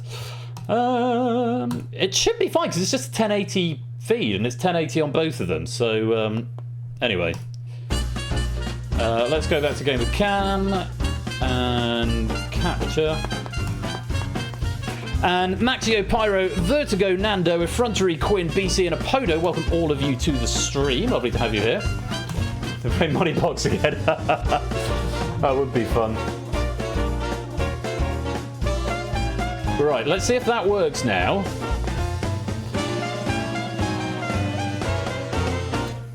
It's Red Herrings, etc. LDXB. That's better. Right. Pop that monitor back in now and not use it. Everything goes black. Hopefully it stays where it is. There we go. Yeah, that was an interesting thing. I'm not quite sure why. This one must be in free aspect then, so it does weird things when it launches on a because I've got my big monitor's got 1080. Well, it's a 2K monitor, but I've got it set to 1080. but this must be built in free aspect, which means it does weirdness. But that's fine. We've got it resolved now, and like I say, teething problems. What I was going to do is actually check something before we actually launch this, because again, I'm using QForge now, so I just need to check. And I did check this before, but I'm now just getting a bit paranoid, so I'm just going to check the question data again, make sure it's all as I'm expecting it to be, and I'm fairly sure it is. Yeah, that's all correct. That's all correct. Right, no drama. Good. Well done. Well done, everyone there, especially me. Now, what's going on? What's going on in the wider world of quiz? Well, I can tell you that Ash is back with us on Thursday. It's not Thursday. No, it's Wednesday nights, and hopefully from within a couple of weeks, he's going to be back on Wednesdays and Fridays. So, if you're not following him already, go give him a follow, because he does excellent high-quality quiz content, and he's just a general all-round great guy. So he's worthy of your time, so go give him a follow. On this side of things, I'm back on Thursday. We've got Risky Business by me, which is about nearly 2/3 completed. And we've got The Escape Artist by Stimson Tangle, which is fully completed. That's Thursday night, the 12th of March at 8 p.m. If you're just here for the weekend stream, I've ticked the wrong box there. Let's tick that box. We have got a triple bill next. Oh, I'm looking forward to next Saturday. We've got Data Leak by Zeus. We've got Crossfire by Jogging. And then we've got a game we haven't seen for a little while this season, Danger Zone by JR. So that's next Saturday night, the 19th. No, beg your pardon. Next Saturday night, the 14th of March. Twitch.tv/royal_flush for even more game night. I need to give you a heads up about the 21st of March, which is 2 weeks today. We're scheduled to have Cryptex, Battlefront, and more Risky Business. I have a concert that night at 6, but it's in Brighton. So there is a high likelihood, the program we're doing is about an hour, and then it's about an hour to drive home. There's a high likelihood that stream will have a late start. I only agreed to do it on the condition that I could be back to stream at 8 o'clock. But yeah, just to give you a heads up, 2 weeks' time, that's Saturday, I might be a little bit late, which is really inconvenient considering we're in the middle of all the daylight savings stuff at the moment. But just to put that on your radar, and I'll remind you in the Discord, which incidentally you can go and join right there.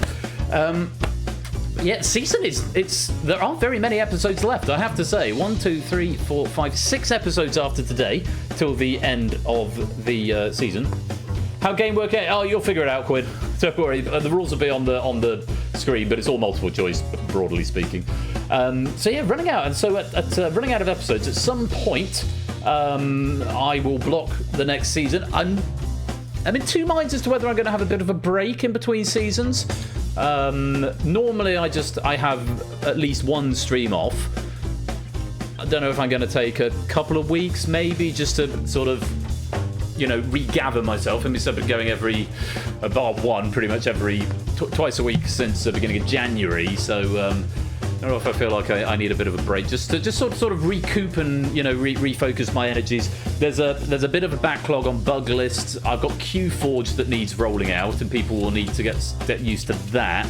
And I've got a new game that I'm working on as well. So there's bug list, QForge, and new game. So I might just take a bit of time just so I can, refocus my energies and get my head in the... Maybe even... I don't know about that. Money's a bit tight at the moment. Coda, welcome to the stream. Yeah, money's a bit of a thing at the moment because I've just dropped £1,000 on new PC, new desk, new monitor arm. I'm desperate for a new chair because this one is falling to bits. That'll be Persephone's chair Mark III. What else do I need? New chair. Obviously, solicitor bills are very expensive at the moment, and other things relating to IRL slightly getting on top of me. So, yeah, I may not be having another holiday this year, but probably unlikely until my personal situation, shall we say, has been resolved, which is still petering away in the background. DM me if you want more information. I mean, I'm fine. I'm a bit philosophical about it. It's been so long now, and I've obviously moved on emotionally, shall we say, but financially there is still a question mark. And legally, there is still a question mark. So, but you didn't come here to listen to me talk about my divorce, and neither do I necessarily want to put that in a public forum. But if you are interested, you want to catch up, drop me a DM in the Discord. Now, this pack of red herrings has been written by Raccoon. You did, Lewis, maybe. This has been written by Raccoon. It has been proofed by Stimson's Angle. Very much looking forward to it. There's a bit of explication I need to do for round 3 and round 4, which we'll get to when we get there. But the rest of it should be relatively pick up and play, and we should have a lot of fun. It's a nice light game. Everyone can get involved. Anytime entry is universal controller and room code if you need them. It is just approaching 10 o'clock, so we should probably get this game underway, because I think this will be twice around the loop. No, it's not even near the end of the loop. It might even be 3 times around the loop. Did I tell you about my knee this morning? I might tell you later on. Let's play Red Herrings! Round 1 is Rack Attack. Answer the 12 questions using the options available. 1 point for each correct answer, minus 1 point for a wrong answer. Abstention is a valid strategy. You do not have to play if you've got no idea and you guess and you're wrong, you're going to lose a point. So think twice before you answer if you're not quite sure. We might get some bonus questions along the way. They won't be first, last, or consecutive, but they could appear at any time other than those. If they do, the question will be worth 3 points if you get it right rather than 1, but it will also cost you 3 points if you're wrong. And again, you can abstain. If you get a perfect round and you answer all 12 questions correctly, I'll give you a bonus 2 points at the end of the round. As ever in this game, answers will not be used more than once, but you can still physically press them. So half of the challenge is keeping a mental tally of the answers that have already gone. Because if an answer has already gone, then it won't come up again, but you can still click it, so bear that in mind. There'll be 4 red herrings hidden on the grid. These will never be correct, and you should avoid them because they will always be wrong. That's how to play. This is semi-auto running. Once I click go, it will just run until the end of the round, which means all I have to do is read, but also I have to keep up with the game and not get too distracted. So let's take a look at the options for Rack Attack. Coco, Raccoon, Corona, or Cannon, Narc, Croon, Cannon, Roan, Raw, Acorn, Arco, Orc, Orca, Corn, and Narn. Every answer to the questions in this round can be made using only letters found in the best word in the dictionary. For those unsure, that word is raccoon.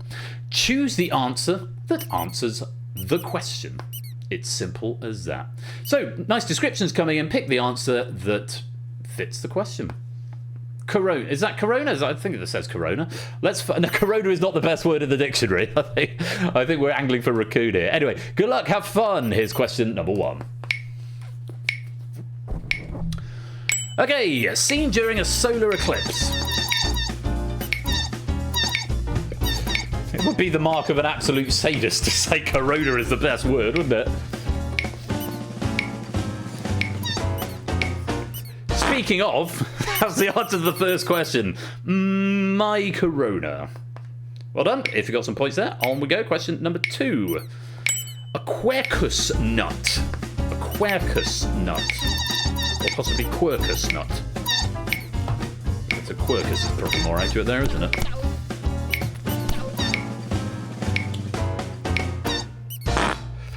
Quercus nut is an acorn, most famously from oaks of the genus Quercus. And here is your first bonus question. 3 points if you can tell me the right answer to this. Minus 3 if you're wrong. Take a look. Also known as a killer whale.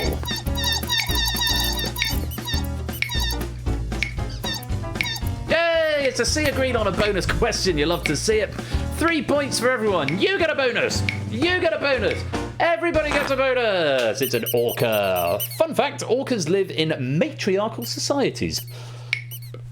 Good for them. On we go. Question 4. Play with a bow. Play with a bow.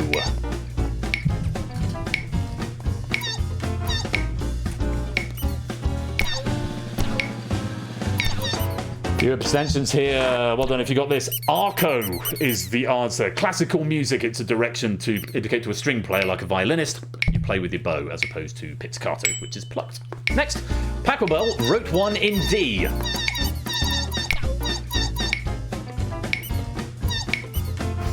The proof of note says here, I can already hear Ben's extra trivia.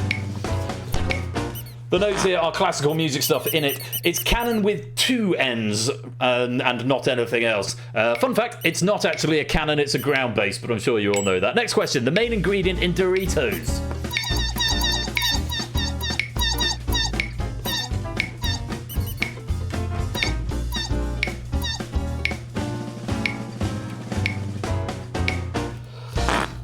That's another sea of green. That's corn. And because corn is a vegetable, this means Doritos are healthy. Pog. Next. One of the first monsters introduced in Dungeons and Dragons.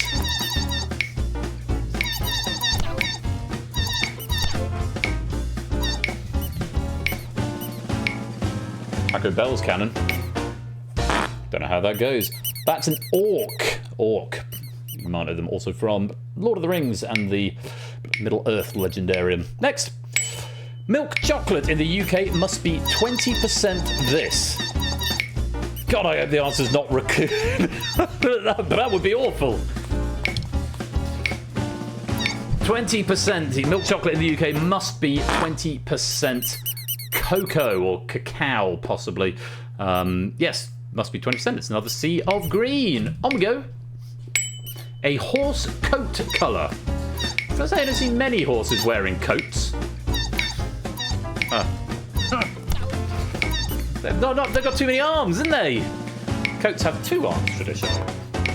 I have a question for you in a minute.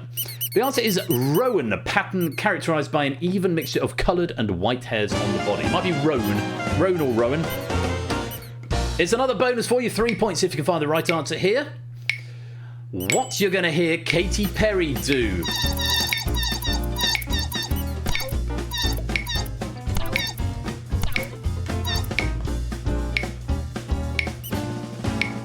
My notes are just the lyrics. I'm going to see if I can sing it. I got the eye of the tiger, a fighter dancing through the fire, 'cause I am a champion and you're going to hear me roar. Oh, oh, oh, oh, oh. Next, a palindrome.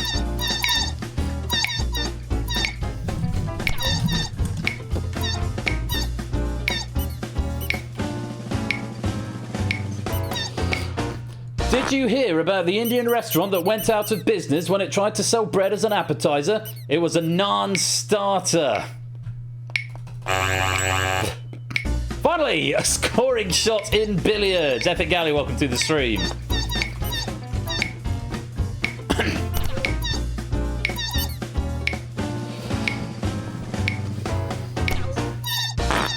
That's the other cannon. While the term cannon is used in various cue sports, in billiards it refers to hitting the red ball. Oh, and my note's gone. The red ball and the opponent's cue ball, because billiards is kind of weird. The red herrings, raccoon, or narc and croon, and that's the end of round 1. 5 players getting a bonus there. Rapodo, Effrontery, JR, Matt, and Stop Ha. All getting a perfect round. Very well done indeed.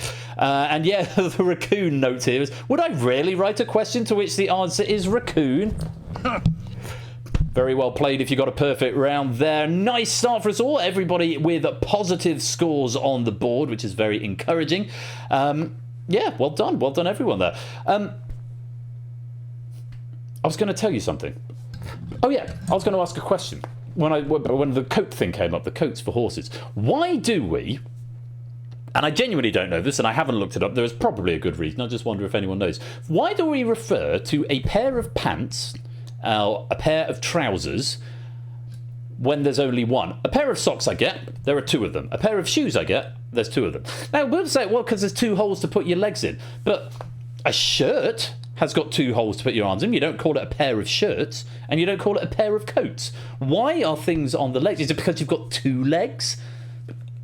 1 leg is a trouse. I don't know. Genuinely curious. Because you've got 2 arms, so why wouldn't it be a pair of coats? Because you're putting your 2 arms in. These are the things that keep me up at night. Round 2. It's Minor Finder. Answer the 12 questions using the options available. You can no longer lose points, which is good, but the faster you answer in this round, the more points you get. If you get the question wrong, however, it will freeze you out of the following question. So if you get it right in the first 5 seconds, you get 3 points. Next 5 seconds is 2. Last 5 seconds, just the 1 point.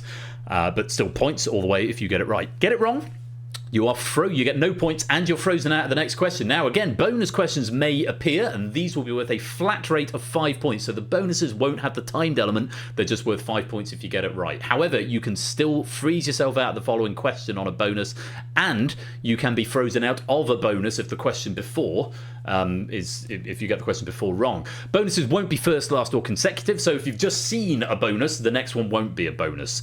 That's what not consecutive means. I don't know why I felt the need to explain that twice. I never normally do. Anyway, if you get a perfect round with all 12 questions correct, I'll give you a bonus 3 points at the end.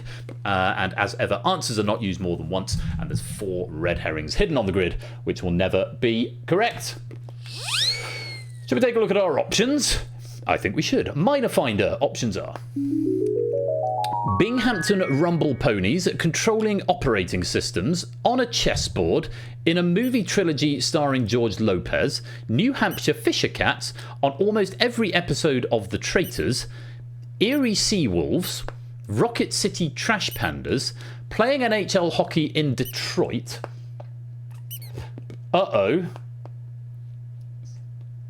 What's Riff? Are these the questions? Oh dear. Well, I'm going to keep reading them. Let me see what the question actually, the stuff actually is in the data. Oh, summer questions, summer else. Oh god. Right, okay. Let me look at what's happening with the data. Give me a mo. This is what I was supposed to be checking before. Let's see what happens. As long as we've got questions, it might just work backwards. I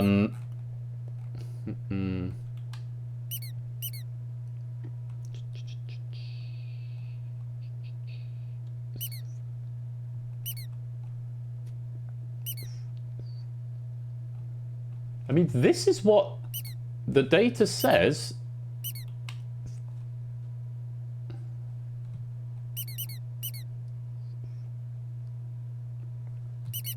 Sorry, just give me a minute, because I've just got to cross-reference between, because this has come from Legacy, and this is the issue that we're having at the moment, is that I'm trying to roll QForge out and get myself and the proofing team using it, but we're converting from Legacy at the moment. Once everyone is writing in QForge, these issues will go away.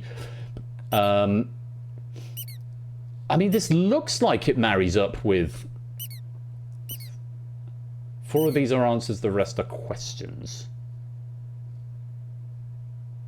Right, okay. Let me look at the export. Hang on. I'm looking at the wrong thing. Well, what I will say, Riff, is that the question text that's been ingested...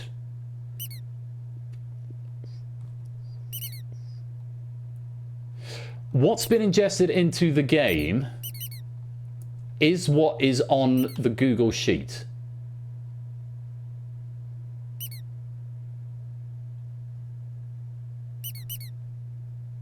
So what you've put on the Google Sheet is what has come into the game. So this isn't a data error.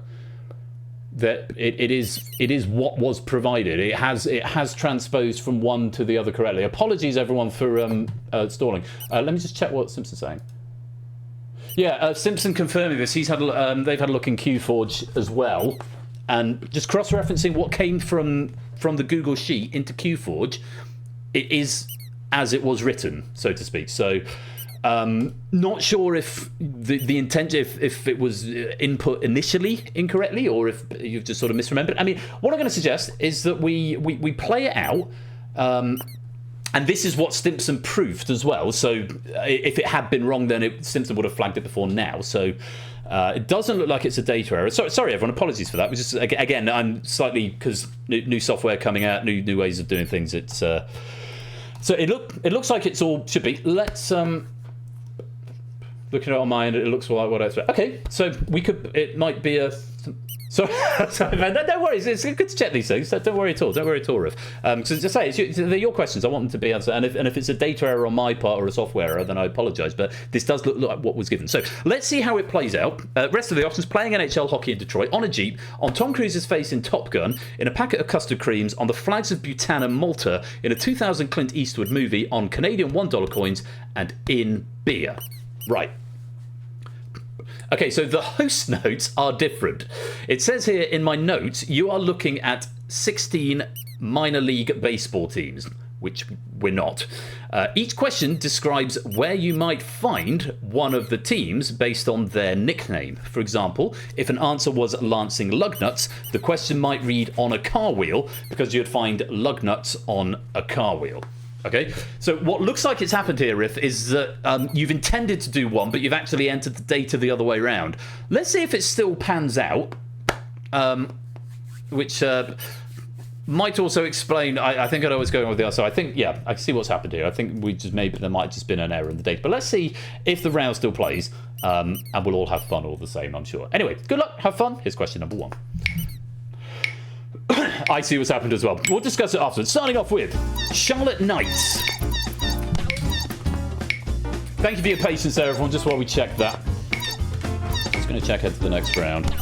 That's correct. Knights you'd find on a chessboard. Nay, indeed. Next one. So, the questions are going to be teams. Tell me where you'd find them. Cedar Rapids Colonels.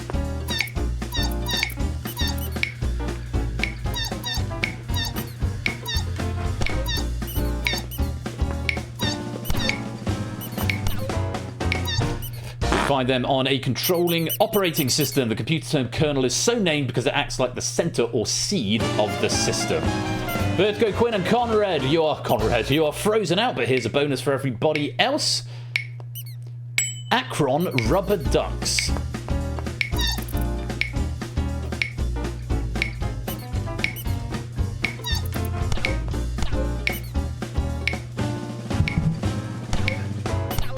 This is an interesting one. The answer is on a Jeep.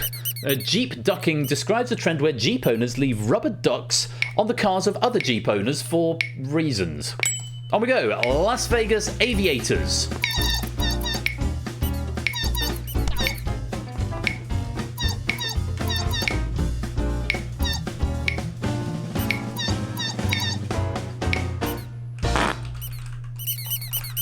That's on Tom Cruise's face in Top Gun because those are sunglasses. Here's the second bonus question. 5 points flat rate if you get this right. Effrontery, you're frozen out.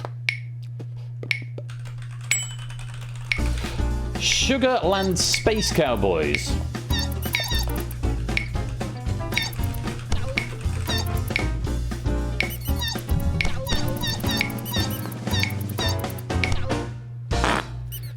Sugarland Space Cowboys in a 2000 Clint Eastwood movie. The movie is called Space Cowboys Sugarland.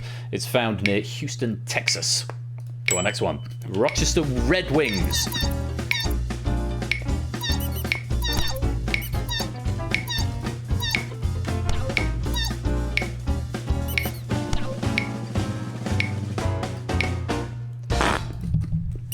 That is playing NHL hockey in Detroit, as in the Detroit Red Wings. Next, Montgomery Biscuits.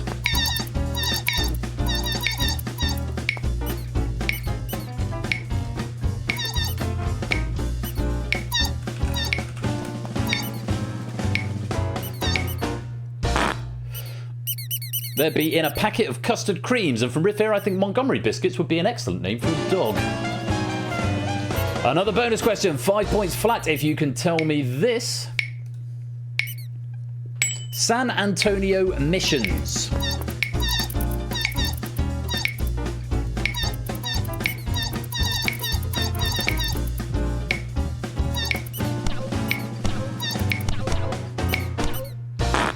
That would be on almost every episode of The Traitors. In the show, players compete in challenges called missions to win money for the prize fund.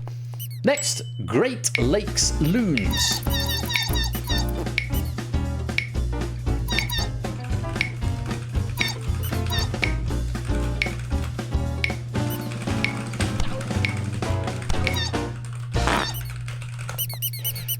That's on a Canadian $1 coin. The $1 coin features a bird called a loon, giving rise to the coin's nickname of Loony, and by extension, the $2 coin's nickname of a Toonie. El Paso Chihuahuas.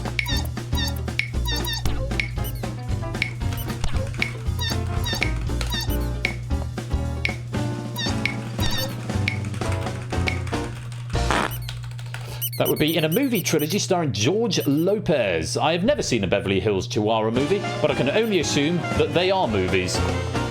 Bonus question, 5 points flat if you can tell me this. Hillsborough hops.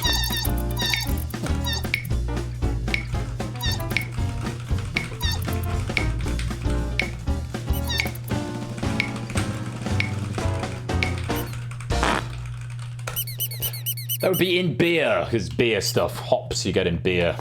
Hops, malt, barley, and water. I think are the ingredients of beer. Dayton Dragons is your final question of the round.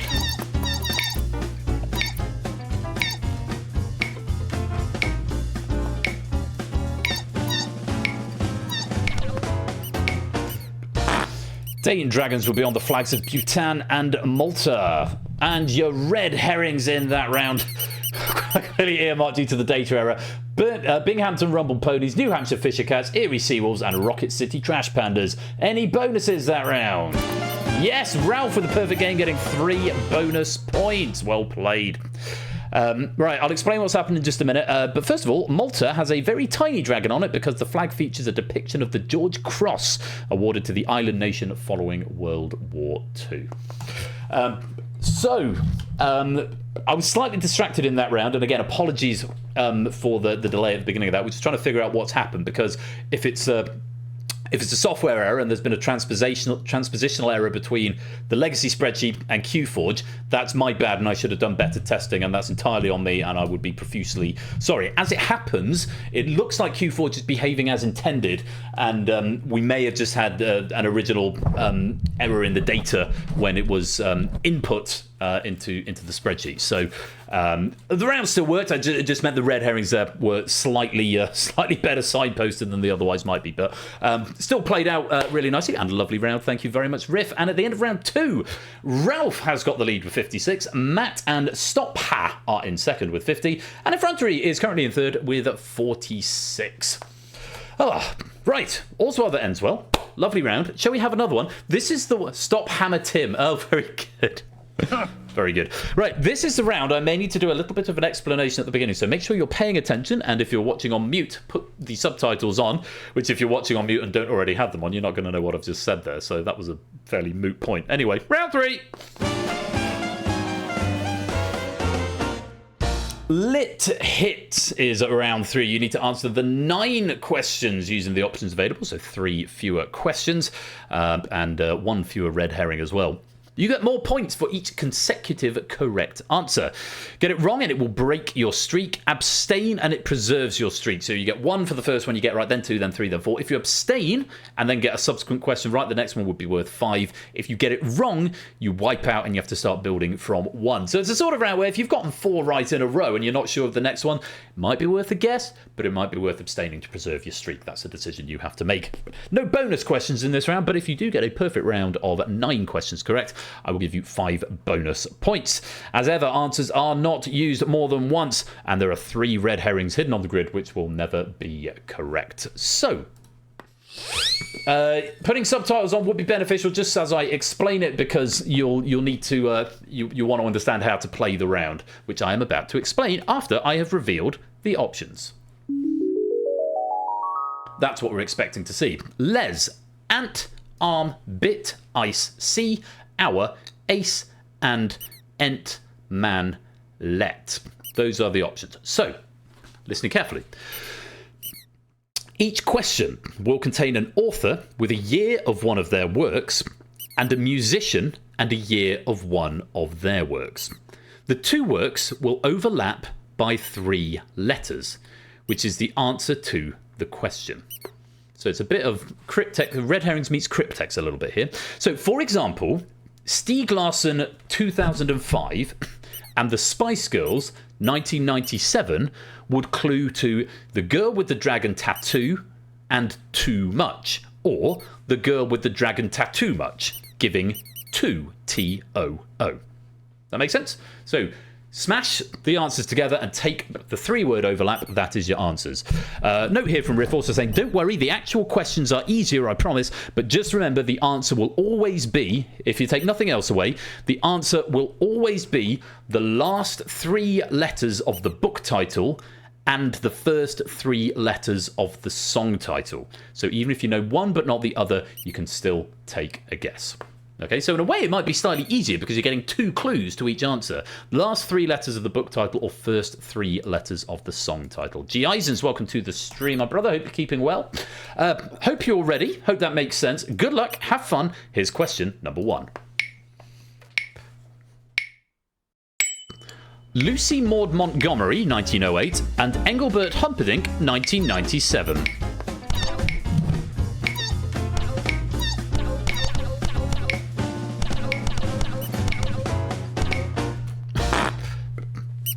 That would be Les, Anne of Green Gable, Lesbian Seagull. Anne of Green Gable, Lesbian Seagull.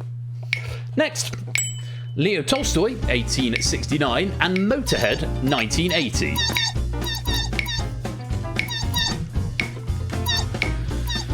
Ah, nice, G. Eisens. Nice.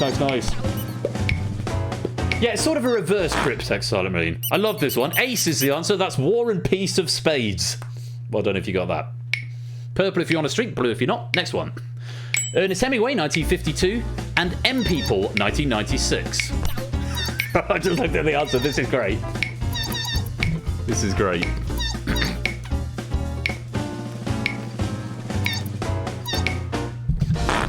That is C, The Old Man and the Search for the Hero. Inside Yourself. What a great song that is.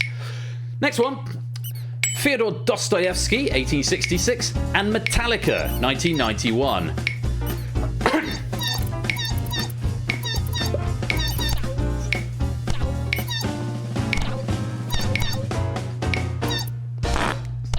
That would be ENT, E-N-T, Crime and Punishment to Sandman. Crime and Punishment to Sandman. Next one, Beatrix Potter, 1902, and The Verve, 1997.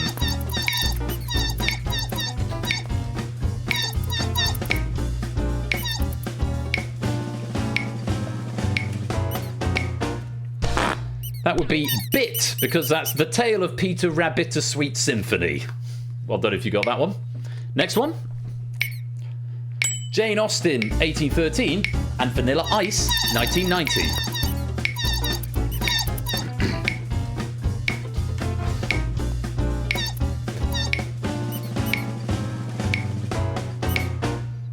Rare one where the answer is in the question. It's Ice. Pride and Prejudice. Pride and Prejudice Ice, baby. William Shakespeare, circa 1600, and the Beatles, 1970.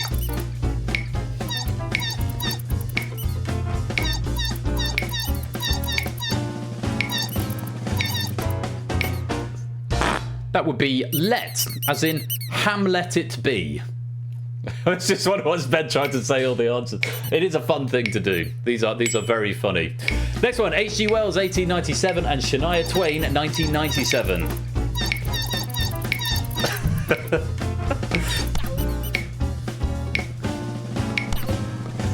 It's the exclamation mark in this one that's getting me. It's man, because it's the invisible man. I feel like a woman. Final question in the round. You might as well all have a go. George Orwell, 1949, and Madness, 1982.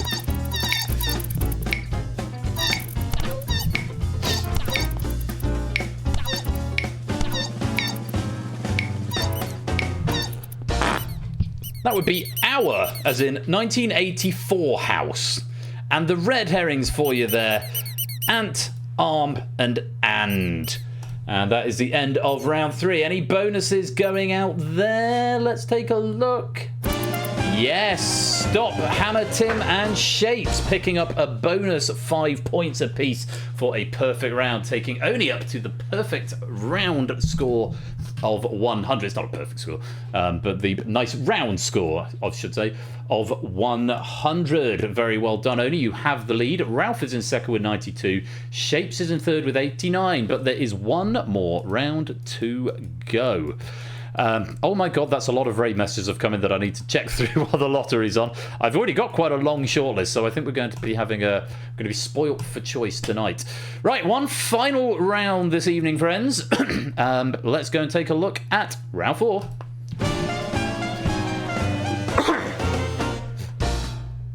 Round 4 is prime time. Slightly different setup to this round. You need to find the 6 correct answers that fit the criteria. If you give me a wrong answer, you'll be told how many were right, and you'll be frozen out for 5 seconds. So you'll get a grid of 16 answers. If you get 4, if you match 4 of them, it'll say you found 4 of them, and then you have to have another go. You can have as many goes as you like. You just get that 5-second freeze out. It should persist the answers that you'd selected before. So if you got 4 of them, you can deselect and then reselect another one. It should persist in between each payload coming in and out. The first to find all 6 correct answers will win 50 points. Subsequent correct submissions, so the subsequent players to find all 6 will get 5 points fewer, so it starts at 50, then 45, 40, 35, and so on. And we'll gradually take the answers out of the grid to make it a little bit easier to find the correct answers. And we'll keep going until either 10 players have found all 6 answers, the last of whom will receive 5 points, or 90 seconds have expired. Hopefully that makes sense. Deselect before you reselect. And I've got some instructions to give you for this round as well. First of all, let's take a look at our options. Bangkok, Thailand, Moscow, Russia, Beijing, China, Calgary, Canada, Reykjavik, Iceland, Helsinki, Finland, Anchorage, USA, Rio de Janeiro, Brazil, Vaduz, Liechtenstein, Tokyo, Japan, Vancouver, Canada, Islamabad, Pakistan, Baku, Azerbaijan, Mexico City, Mexico, Caracas, Venezuela, and Sydney, Australia. So, a note for you. The question here is about time and uses the 24-hour clock. For example, 11 a.m. is 11 hours, 12 noon is 12 hours, 1 p.m. is 13 hours. Hopefully that makes sense. To account for daylight savings, it assumes it is January the 1st, 2026. Okay? It's, yes, fitting that DST is coming up, but that's tomorrow in the States and Canada, I think. So assume it is January the 1st, 2026. I genuinely don't know where this question is going. I read the notes, but I didn't actually read the question, and it's not on my board yet. A note from Stimpson, our proofer here, says pen and paper may be of help. So I'm going to give you 30 seconds to grab a pad of paper and a pen, because I'm being told by Stimpson that might be useful. Okay, I genuinely don't know what the question is going to be, and I could look at it there, but I'm just going to read it live for the first time, and we'll see what happens. Hopefully you've got a pen and paper. You have got 90 seconds to tell me the cities where the time is a prime number of hours when it is 12 noon in London, UK. Yeah, for the first time since Cryptex moved to the Unicon, pen and paper recommended. So, the cities where the time is a prime number of hours when it is 12 noon in London, UK. So, taking Greenwich Mean Time as 12 noon, it's plussing and minusing depending on what the time zones are. No one's solved yet. 60 seconds gone. It is not Rio de Janeiro, Brazil. It's not Rio in Brazil, because that is 9. It's not Moscow, Russia. That is 15. 4 is the most I've seen so far. Oh, there's I stand corrected. That was a 5, and there's a 6 from JR. It's not Baku, Azerbaijan. That is 16. Got a JR, picking up 50 points. 30 seconds to go. It is not Reykjavik, Iceland. That is the same time as London. That is 12. Ardenfet's finding 6 for 45 points. Well played there. It is not Mexico City. That is 6 hours. Nando also solving. Last 20 seconds. Mexico City is 6. 10 seconds. It's not Tokyo, Japan. That would be 21. Cola's got 6 now. Last 5 seconds. Time for one more guess if you're quick. And for the first time in a while, the wall has defeated you. Only 4 players solving. Let's reveal the red herrings. Beijing, China, it is 20. Helsinki, Finland, it is 14. Vancouver, Canada, it is 4. Caracas, Venezuela, it is 8. Mexico City, it's 6. I think I said that. And Baku, I already said as well. So the correct answer there, Bangkok, 19. They're 7 hours ahead of the UK, so it would be 19 there, which is a prime number. Calgary, Canada, they're 7 hours behind, so it would be 5 there. Anchorage in the USA, they are... Matt's Ben, 9 hours behind, so that's a 3. Vaduz in Liechtenstein would be 13 because they are 1 hour ahead. Islamabad, Pakistan would be 17. They are 5 hours ahead. And Sydney, Australia, 23 because they are 11 hours ahead.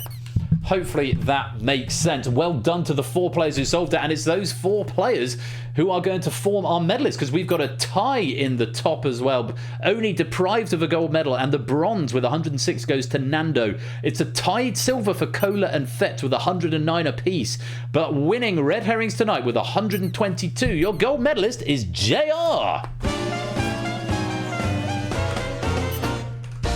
Well done, JR Plays Games. That is your first red herrings gold to go with the silver you've got as well. Very well played indeed.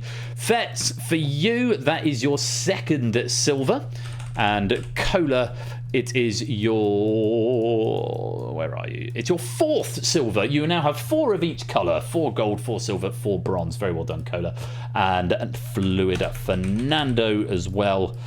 What is that for you in herrings? That is your 3rd bronze to go with your 4 silvers. Very well done, everybody. And well done as well. If you got some pennies out of that game, they'll be added on when the credits roll.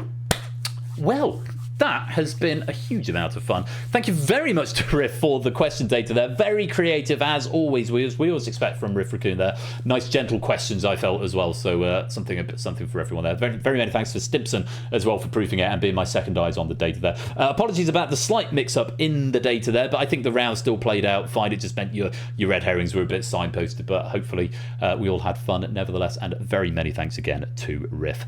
Right, we've just got time for the lottery tonight, friends. So do stick around. Refresh those universal controllers because the lottery is coming up for the final bonus chance this evening to win some pennies before I pick a raid message and we go and raid.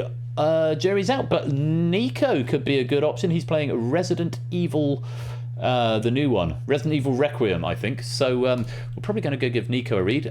Great guy, lovely chap, salt of the earth, friend of the community. So we'll pop on over and see him in just a minute, assuming he's still going. But first of all, time for a little lottery draw. I will see you there.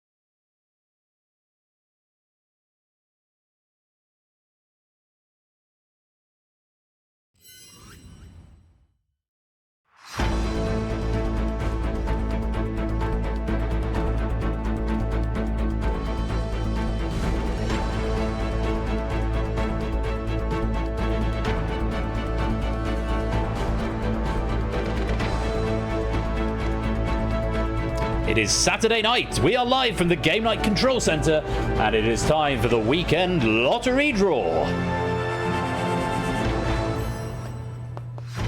ZQLC is the code you need if you want to come and do the lottery this evening. Unicorn right there in case you need it. I'm going to come and play as I typically do. So, new hardware, not to jinx it, but it seems to have gone quite smoothly tonight, despite the fact it's saying that my GPU temperature is 255 degrees C. I think possibly my hardware monitor is not monitoring that. It's just got confused somewhere along the line. But yeah, the case is like twice the width of a regular case, and I've got 3 times as much cooling going into the water cooler. And it's got breathing room around it, and it's just generally, better. I've got extra fans in there and stuff as well, so hopefully it's going to be a much more stable system, which, given how much bloody money I spent on it, I really hope it is.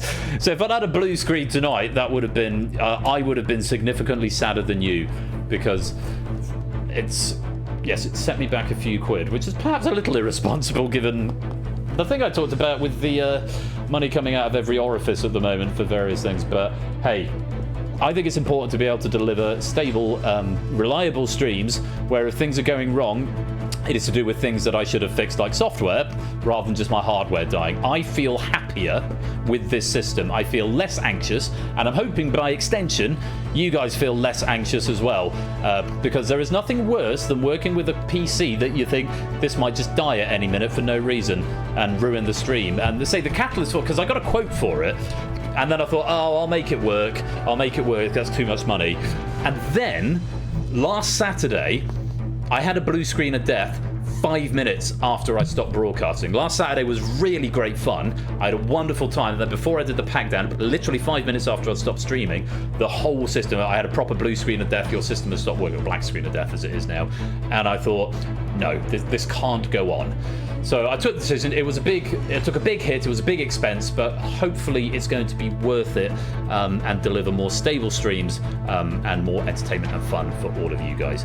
I'm just going to pick my numbers for a 15, 16, 23, 42, and then we'll do the rest at random.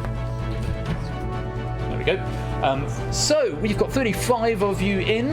Last chance to come and join the game. And all will be well. Yes, let's hope I win the lottery now, so that I can win from the fund that comes from me anyway. So I end up paying myself if I end up winning the penny prize draw, because I'm not in the I'm not in the penny prize draw, so I stand to not win anything anyway. But I know what you're getting at, Briggs. It would be nice. That's a big windfall now. Right, I think that's long enough. We've got 35 players in. Let's hide that room code and let's start the machine. And tonight we have got Guinevere and Set of Balls number 2. Premium. Well, the thing is, I've got stocks and shares ISA, but it was doing quite well. It was about 2.5% up in like 2 months, and then of course stuff happened in the world this week, and it's now down to like minus 0.8%. So I've actually lost money on it at the moment, but it'll recover on long enough timeline. They always do. But yeah, it was more than mildly annoying, but. That's not for quick access money anyway. That's just sit there and let it accrue. Okay, reminder of, speaking of money, what your payouts could be. Just hit the bonus ball, you get 100 pennies, combinations of up to 6 of the main numbers. You could win 250,000 pennies. So I wish you all the very best of luck with Guinevere tonight. And Set of Balls number 2, let's release those big money balls.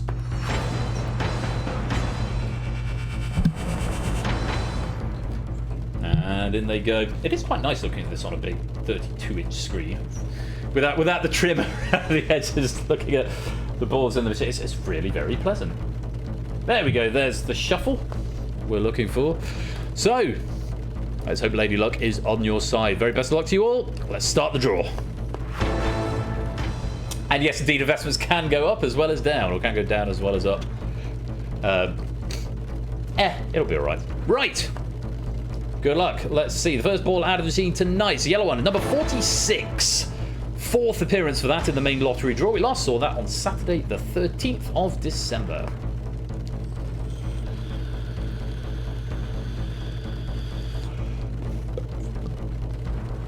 And your next one. It's a white one, number 6. Third appearance for that in the main lottery draw. Last saw that Saturday, the 6th of December.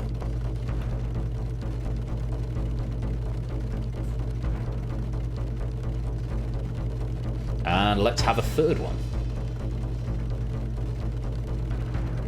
Another white one, number 1. Fourth appearance for that in the main lottery draw. We last saw that Saturday, the 21st of February.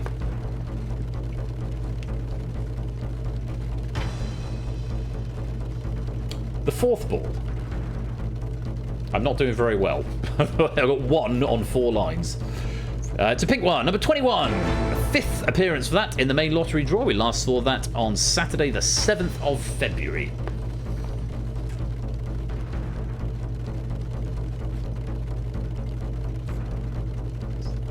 And ball number 5. Oh, it was a pink one, but it's fallen off. So Guinevere's going to have a second attempt. It's a different pink one, number 29. Third appearance in the main lottery draw. Last saw that Saturday, the 20th of December. And just one more to form our main line. I've now got 2 on 1 line, which is something, I suppose. The 6th ball. Another pink one, number 23. Fifth appearance for that in the main lottery draw. We last saw that Saturday, the 7th of February. And so, just one final ball to be drawn from the machine this evening. I've now got 2 on 2 lines, so it's a bit of a non-event tonight for me. But one more, it's going to be the bonus ball, and tonight it's another pink one. Number 22, 6th appearance in the main lottery draw. Last appeared Saturday, the 13th of December. So 2 whites and 4 pinks in the draw tonight. Hey, that's RNG for you. Tonight's winning line, once again in ascending numerical order. We have got number 1, number 6, number 21, number 23, number 29, and number 46. The bonus is number 22. And let's check out our big winners on single lines tonight. Brig and SJ, Fluffy Bunes and Stimpson's Angle all getting 1,000 pennies for 3 numbers on a single line. I still need to do the bug that doesn't highlight the bonus ball, because I think everyone with 2 numbers on 1 line have got the bonus ball as well for 500 pennies. Really must fix that.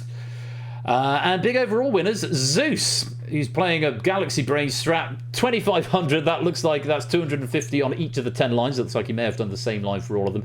Brig getting 2,000 across 5. Stimpson 1,750 across 3. SJ 1,000 on 1, and Fluffy 1,000 on 1 as well. Slim pickings tonight. Doesn't look like it's been particularly charitable for you this evening, but well done if you did get some pennies out of that. They have been added to the bank. And that is going to be it for another game night, my friends. All I've got to do is pick the raid message and send you all on over to Nico Hart. So I hope the lottery has given you some smile money at the end of the night, and I'll see you for the raid in just a moment.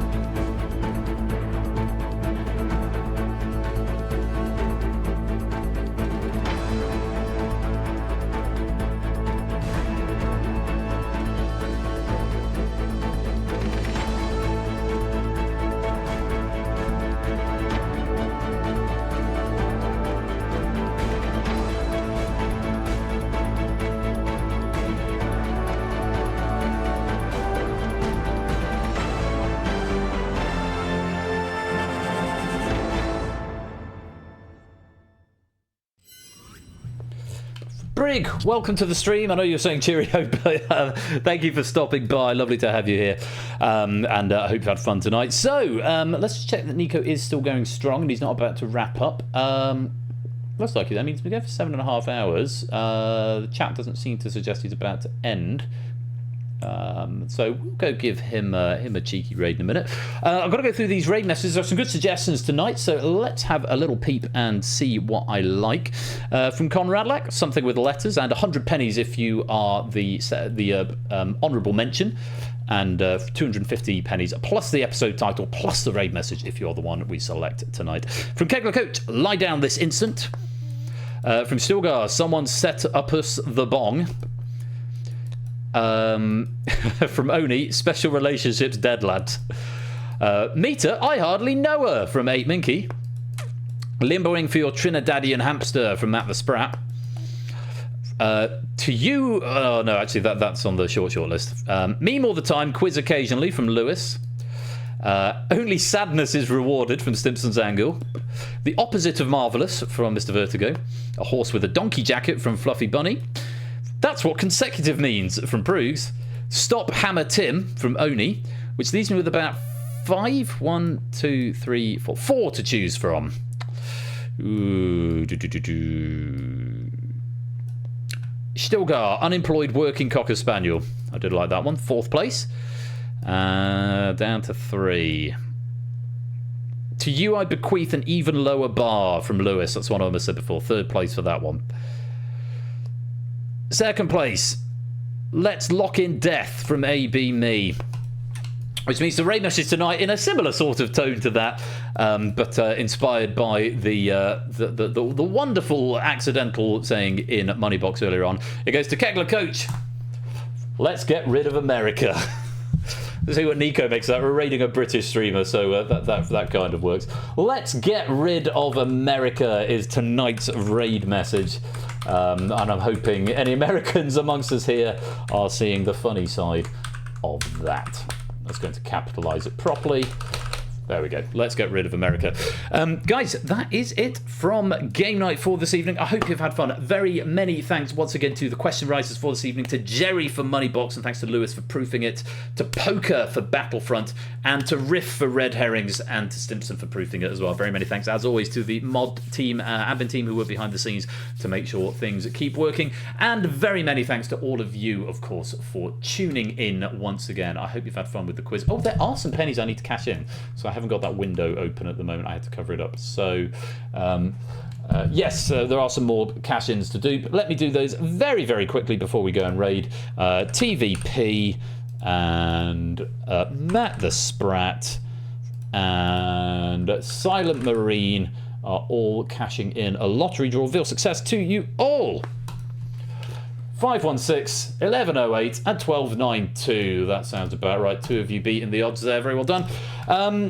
So yes, I've already done the thanks, so that's all there is for me to say. Let's go raid Nico Hart and say, let's get rid of America. I'm going to be back on Thursday night with Risky Business and The Escape Artist by me and Stimpson's Angle, respectively, so I hope you can join me for that. Don't forget, if you're in the States or Canada, I think clocks go back this evening, so enjoy your extra hour in bed. No, they go forward. They go forward, not back. Put your clocks forward and feel bad for the hour in bed that you're losing. That's the way it goes, but hey, it's that little bit brighter.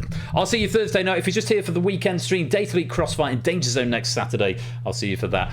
You have been watching Game Night with me, Royal Flush, and until next time, be splendid and wonderful and marvellous and safe. And as always, take care, peace out, and good night.